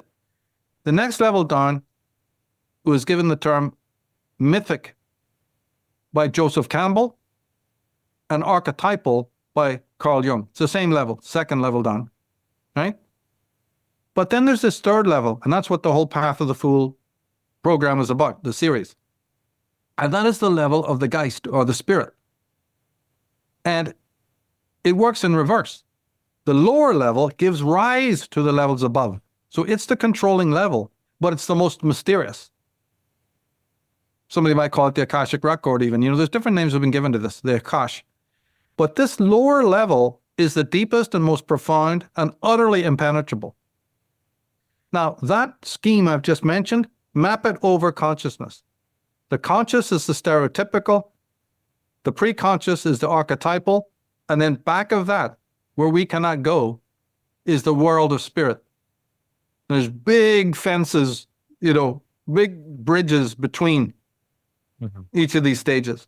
But it's the one at the back that controls the other two. They're just emanations. Now, out in the emanation world, we have things like tarot cards, playing cards, divination, number, vibration, energy, and so on, right? And when we identify with those, or even come to the tarot, when somebody's even directed sincerely to come to something like the tarot or astrology, they have no clue of what I'm talking about here. That something from the deepest part of the self is orientating them, directing them to go there. So that a journey can be made where you start getting symbolically literate to do what we've been saying, access the inner zodiac, the inner oracle. Those cards, those studies ultimately become not just about helping others. That's a tangent. That's fine. That's a downstream. That's great to be able to, help people with their problems and whatever. But the real esoteric reason that you work with those symbols, special symbols, is to have an access point back to the spiritual realm of the Geist. That is the underlying super uber archetypal infra consciousness, that we secretly long to be back in. Oh, well, some people, very few people secretly long to have access to, right?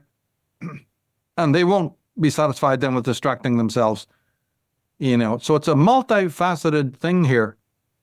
And that is why certain symbols, like the ones you're talking about, speak to you in this more of a personal way.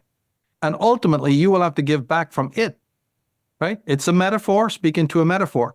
You will have to meet it. And then it will tell you, oh, but I'm not what I appear to be. I'm like something else. And you go, okay, can you unveil that, what that is? Oh, yeah, sure. Here I am. And then another symbol jumps up and goes, yeah, hi, how you doing? But I'm not myself. I'm like something else. Okay, can you get, what's that other thing that you're like? Oh, it's over here. Yeah. And on it goes. Yeah. Everything is like something else. And so a journey begins that most people ain't going to have any time for, right? There's something about it that is, very uncanny. And that's why we have left brain, logic, linearity, calculation, machination, power hunger, grasping, right? We have shut down our right brain, which is this meander, which is this walking without rhythm, as they say in the movie Dune, following the snake, following the serpent, or in the Kabbalah, the serpent path, right, as opposed to the path of the arrow. We have said, to hell with that. That's too weird. I'm going to go with a straight, linear enframing of things, where everything is classified, everything is measured, everything is known and regurgitated and familiar. And certain. What a word. It's all certain. And the linear way to that knowledge, that's certainty. Certain as well, because uncertainty, is the road of the other. And we can't do that. That's like walking into the dark. Yeah. Yeah. That's the authentic path, the uncertain path. Yeah. Yeah. I kind of want to just quickly. So on that, so you're saying that like at the moment of someone's birth, those deeper symbols that we resonate with are kind of implanted or imprinted at that point? Because I'm curious, people that are born on the same day, let's say in the card system, they share certain traits. So this is where I'm curious, like what's happening? Well, what's happening there is that, remember, although we're born on the same day, the soul level is different. Yeah. They're the same, right? They have to, because everybody, think about it in the larger, how could it be that everybody would be too unique? Then you couldn't have any mapping or classification or systems like where we are. If it was that random, there'd be no way to do any kind of calculating. No zodiacs, no mathematics, no logic, no none of it.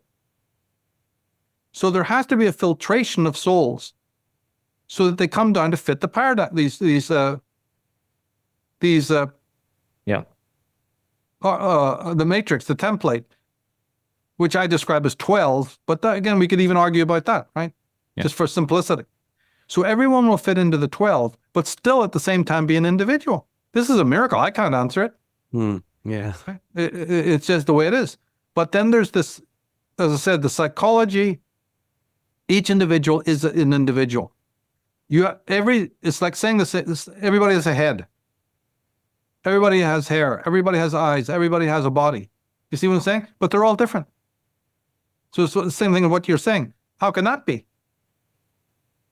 If we're all almost male and female are so similar in physical form, then how do you have this thing called the individual inside that is so various and different?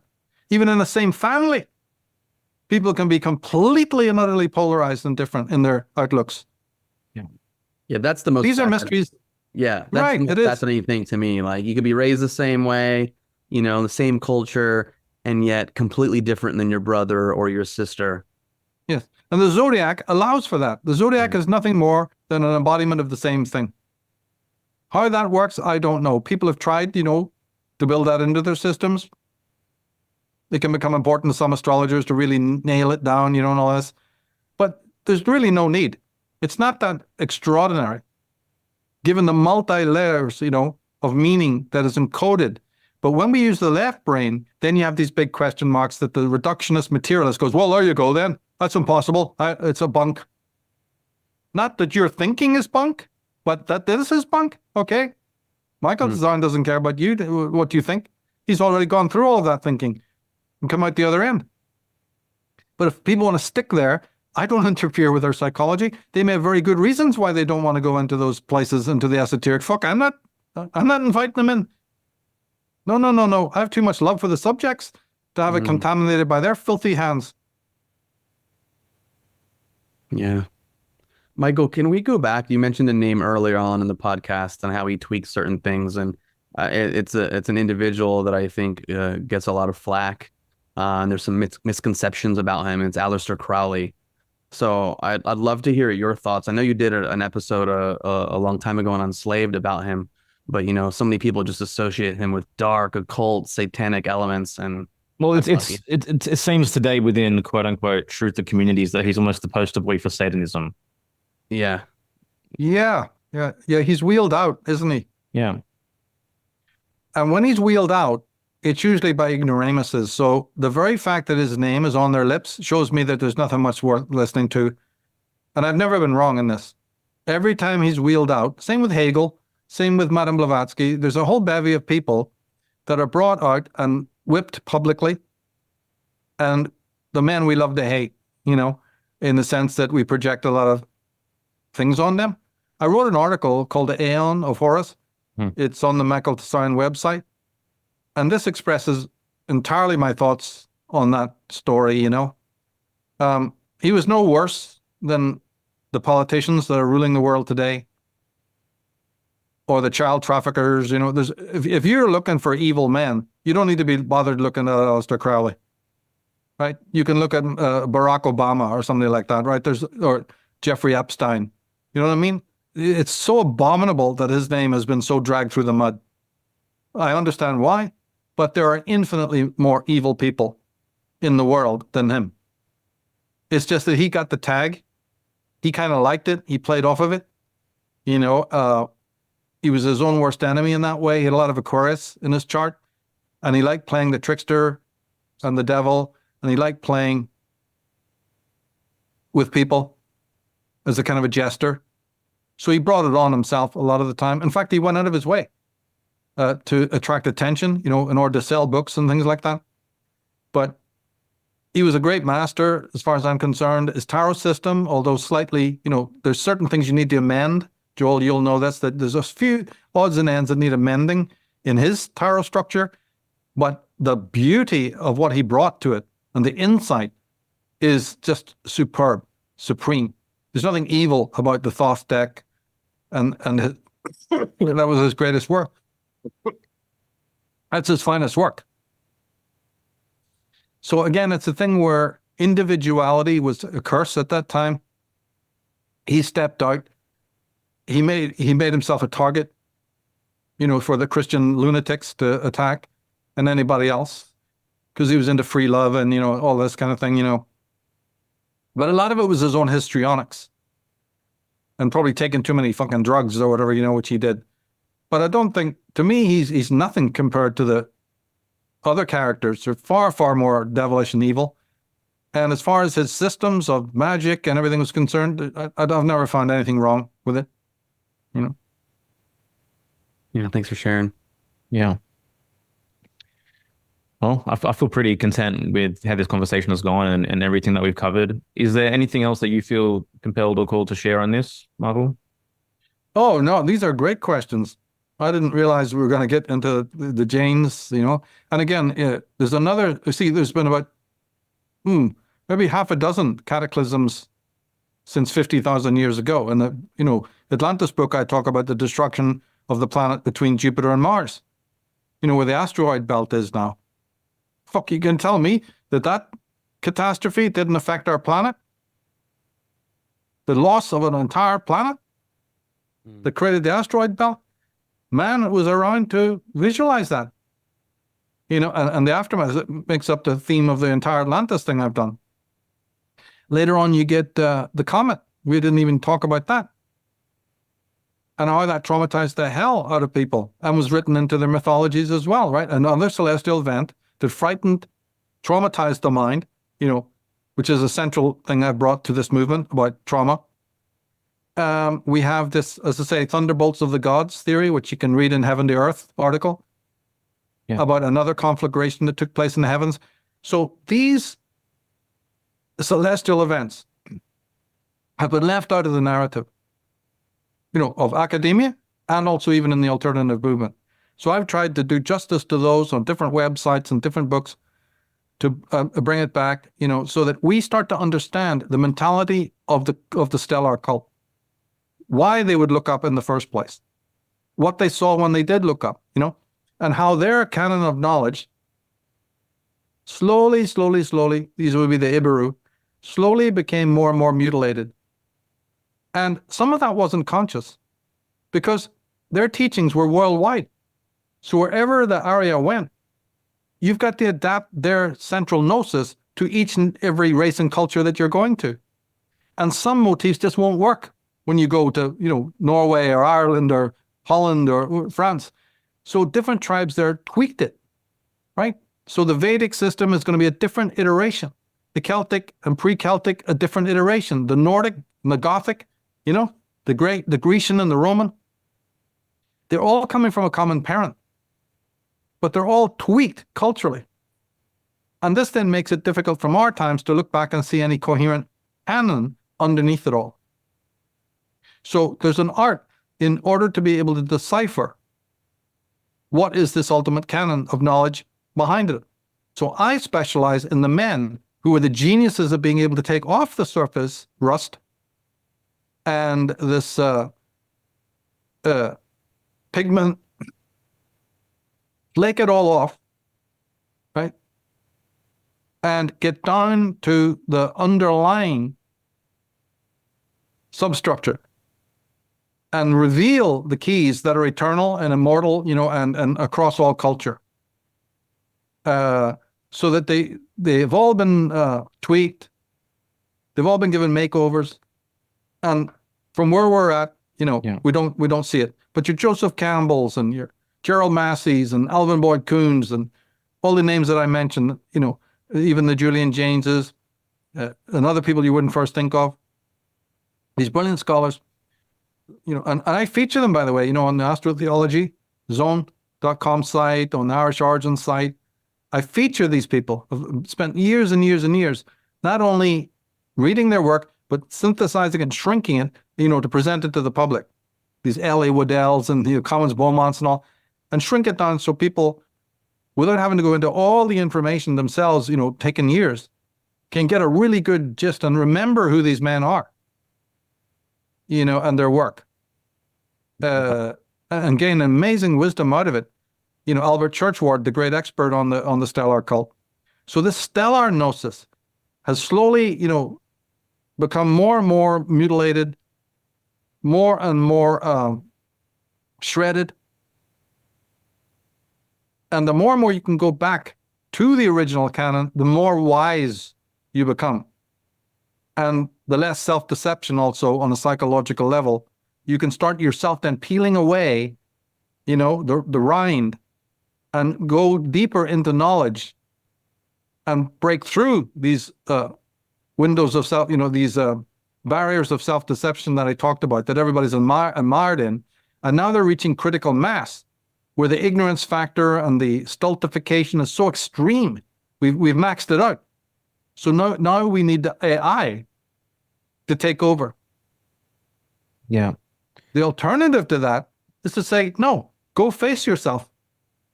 Don't run away from the self. Don't run away from wisdom. Don't hate wisdom. Don't get lost in avoidance of selfhood, because then you will need the machine to take over, and it will, because it'll be demanded. Nobody's enforcing it. We want it. Yeah. And there's an atavistic reason why we want it. That's why James's work is so important. He shouldn't be cast aside and forgotten about. He's telling us about something that happened years ago, thousands of years ago, that is the origin of all religion, all kings and queens. We've just explained it a little bit, sketch. Divination comes out of that. Divination, I think, is a good thing. We've just explained why that's a good thing and why it still even works. But taken to extremes, we don't want to have, we want the instruction back. But there's a dark side to that as well. It would be lovely to be instructed, but does it mean the loss of what we've so preciously evolved over the years, which is a sense of selfhood?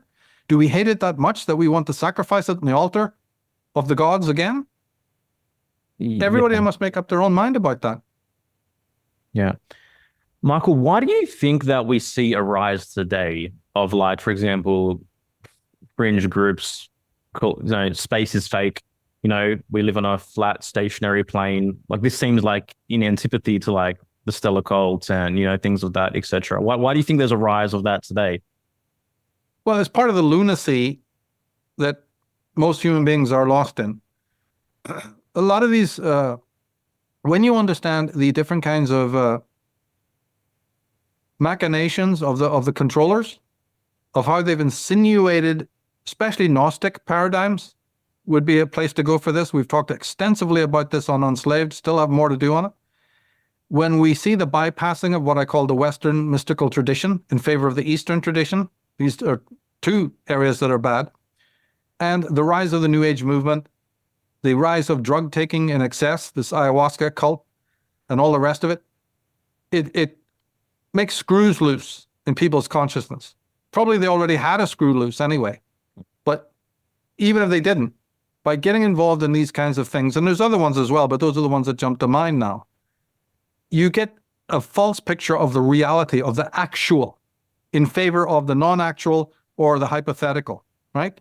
And once you lose, remember Ayn Rand was what she called an objectivist, which means that she loved reason, and reason was articulated to the world of the real. Once you lose your anchor point to the real, and you stop learning from nature, you open your mind up to all sorts of lunatic, perverse, polymorphous, and atavistic content. Because nature abhors a vacuum. So does consciousness. So if consciousness is not orientated toward the rational, you're leaving a gap. And into that gap can come all sorts of pus. Right? One of the signs that this is happening is when too many people believe it, the collectivistic angle. So the things that you've spoken about immediately and strangely as memes become very, very viral very, very quickly. Mm-hmm. You see how this works? That's an indication that it's a lot of shit.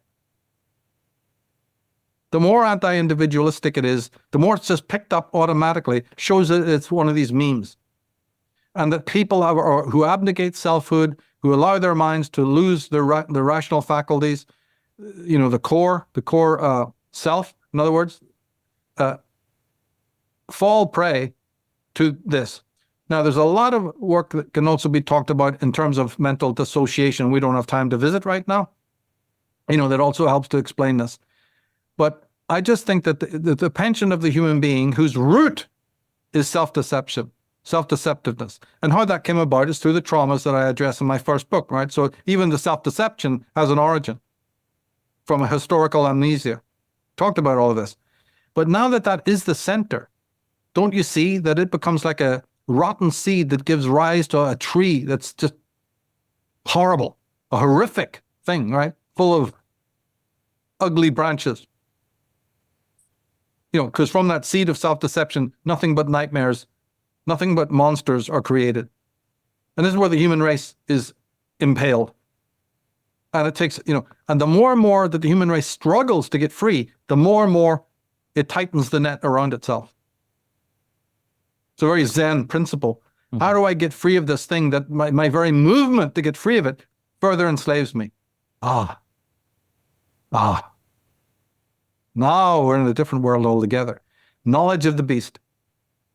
Deconstruction, apophatic knowledge that I've taught all my life. If you do it the wrong way, the beast is awakened to the fact that you want to be free. Watch out. Watch out. And anyone who sincerely tried to be free knows I'm telling the truth, because they've suffered immeasurably from what they've tried to do with family, with friends, with society, with their own minds. It's an appallingly difficult, you know, it's the Siddhartha road. But that doesn't mean that you can't be free. It just is now that you have to love wisdom. Philosophy means to love wisdom.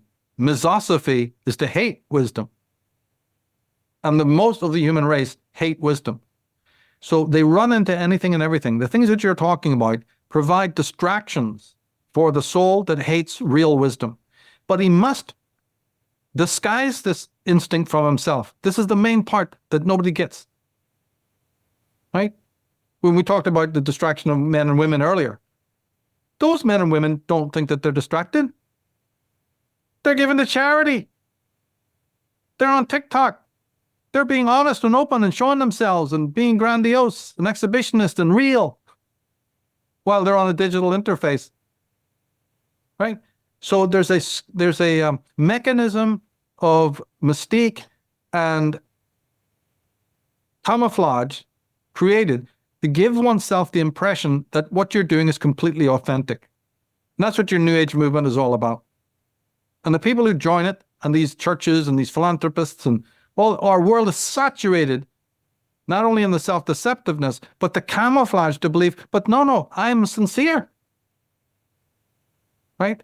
And the true student sees through it, is not befuddled by any of this hue and cry and this help the minorities and all the rest of the fucking snowflake shit out there, right?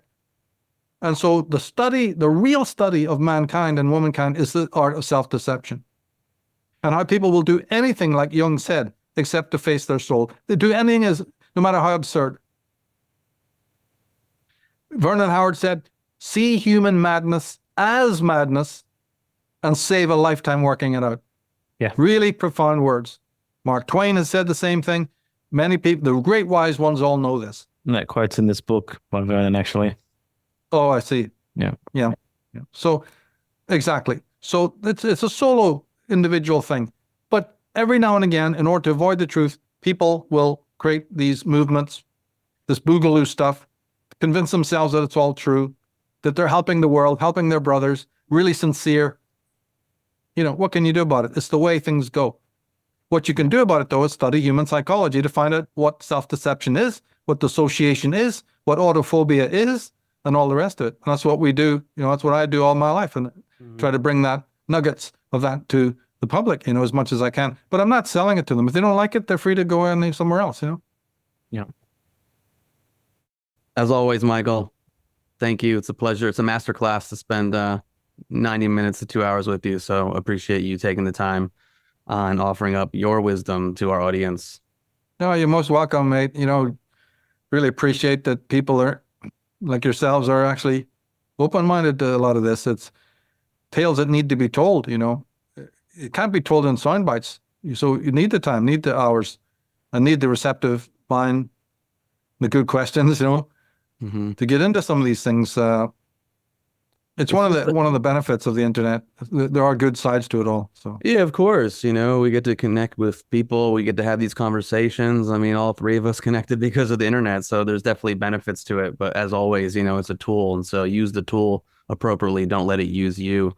But, this conversation, again, is just that reminder of find solitude in your life, however you can, go out into nature, turn off your devices, put those things down that you're leaning on to distract yourself with, and be quiet and see what happens. I mean, it's a reminder to myself.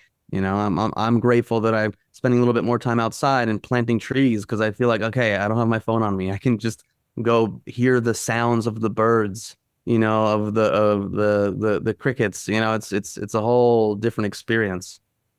Yeah. these are the archetypes, of that movement of the Geist we talked about earlier on. Sanskrit was born from birdsong, right? From Amazing. the ancient sages, listening to the animals. Gerald Massey also agrees with this, that the Egyptian language also comes from the watching of certain animals that then became sacred. We know that the Egyptian gods all had animal heads, right? Well, there's a story to all of that. So in nature, you do find a mirror of the self, not of the false self, of the persona, the dissociated self, but of the real, actual core imperial self, as I call it. That's what's hidden in nature. Nature, and that's why we don't want it. Yeah, the nature is hatred. visible. What's the quote? Nature is visible spirit. Spirit is invisible nature. Heidegger, right? Shelley? Well said. Schelling. Schelling. Yeah. Well said, though. Perfectly. That encapsulates it completely. It is the mirror. That's why the haters of wisdom don't like it. That's why we've built these horrible cities and are ready to build more, 15-minute cities and all. That's the urban environment to keep out the natural, that is the actual mirror of the self. So again, you see both the good side and the bad side of it empirically in front of you. And it's undisputable. Once you start to get the vision of it, the insight into it. We just had a guest on, who spoke about living off the grid. I know, Joel, you've moved to Mexico for exactly that purpose. It's a good orientation. It's a they bring children up that are a little bit closer to nature. There's nothing wrong with that. I totally support that. Yeah. Michael, thank you once again so much. There's a plethora of material on this subject by Michael, lots of the articles he mentioned, but also let's chat out the Taroscopes Mystery School itself. That website is at taroscopes.com. If people feel implored to learn more, I can't recommend it highly enough. It's something that's had a huge impact on me, and I'm very glad I pressed the button on that. Unslaved.com, not sure what more I can say, but if people want to really dig deeper, understand themselves, understand the psychology, and I think one of the greatest things that you've done in this, in this movement is bridge conspiracy with psychology, which, we don't see much of these days. Yeah, thank you. Thank you, guys. Yeah, appreciate that you acknowledge that. Yeah, we'll have all the links. I know you mentioned a few other links during the talk. We'll have those couple links down there as well in the show notes. And support Michael and his work. That's it. We appreciate you all. See you next time. Man, I love every single time Michael jumps on here for the truth. It's always a fascinating conversation and getting to ask those burning questions. But yeah, man, this work is so freaking important. Yeah, it's inspiring me more to want to explore the new tarot. I mean, how is it pronounced? I've heard it said different ways, but yeah, man. I mean, it's just such a wealth of knowledge. Yeah, absolutely. It's something that's really impacted my life. I can't recommend highly enough that part of the full series. It is extensive. I think it's like 25 hours worth of viewing or something like that. But that's something that really impacts people. And that's what inspired me initially to go my own entrepreneurial endeavor. My first online business was, Grounded Alchemy, which was doing readings in the vein of the taroscopic system. And, still doing tarot readings now. We'll put a link below this episode as well if people are interested in that. But the main thing I really want to highlight, we're talking about being oneself, being an individual, discovering selfhood, quieting the noise, deprogramming from the conditioning out there, really going on a heroic journey. And this is really what we believe that we've encapsulated in Rise Above the Herd, which is now a 10-week program. There are spots still available for round 10. And, if you feel called, I really recommend that you just go and spend some time on the Rise Above the Herd website, have a deep look at, what it's really about. what people have shared about it previously. And if it speaks to you on a level, and, you know, if your intuition calls you to go to the next step, then, you know, we'd love to see you inside that container and for you to embark on your own personal hero's journey. And, you know, the ultimate purpose of this is for you to become who you were born to be, for you to walk that authentic path, for you to honor and listen to that voice within, and to build the self-esteem necessary to follow it. So riseabovetheherd.co or the link in the bio to join round 10. We begin July 29. Smoking mirrors, I'm seeing through the illusion. Waking up in a time they think you're in a delusion. Somebody set the alarms, cause they be too busy snoozing. I'm in a DeLorean. Fast forward and never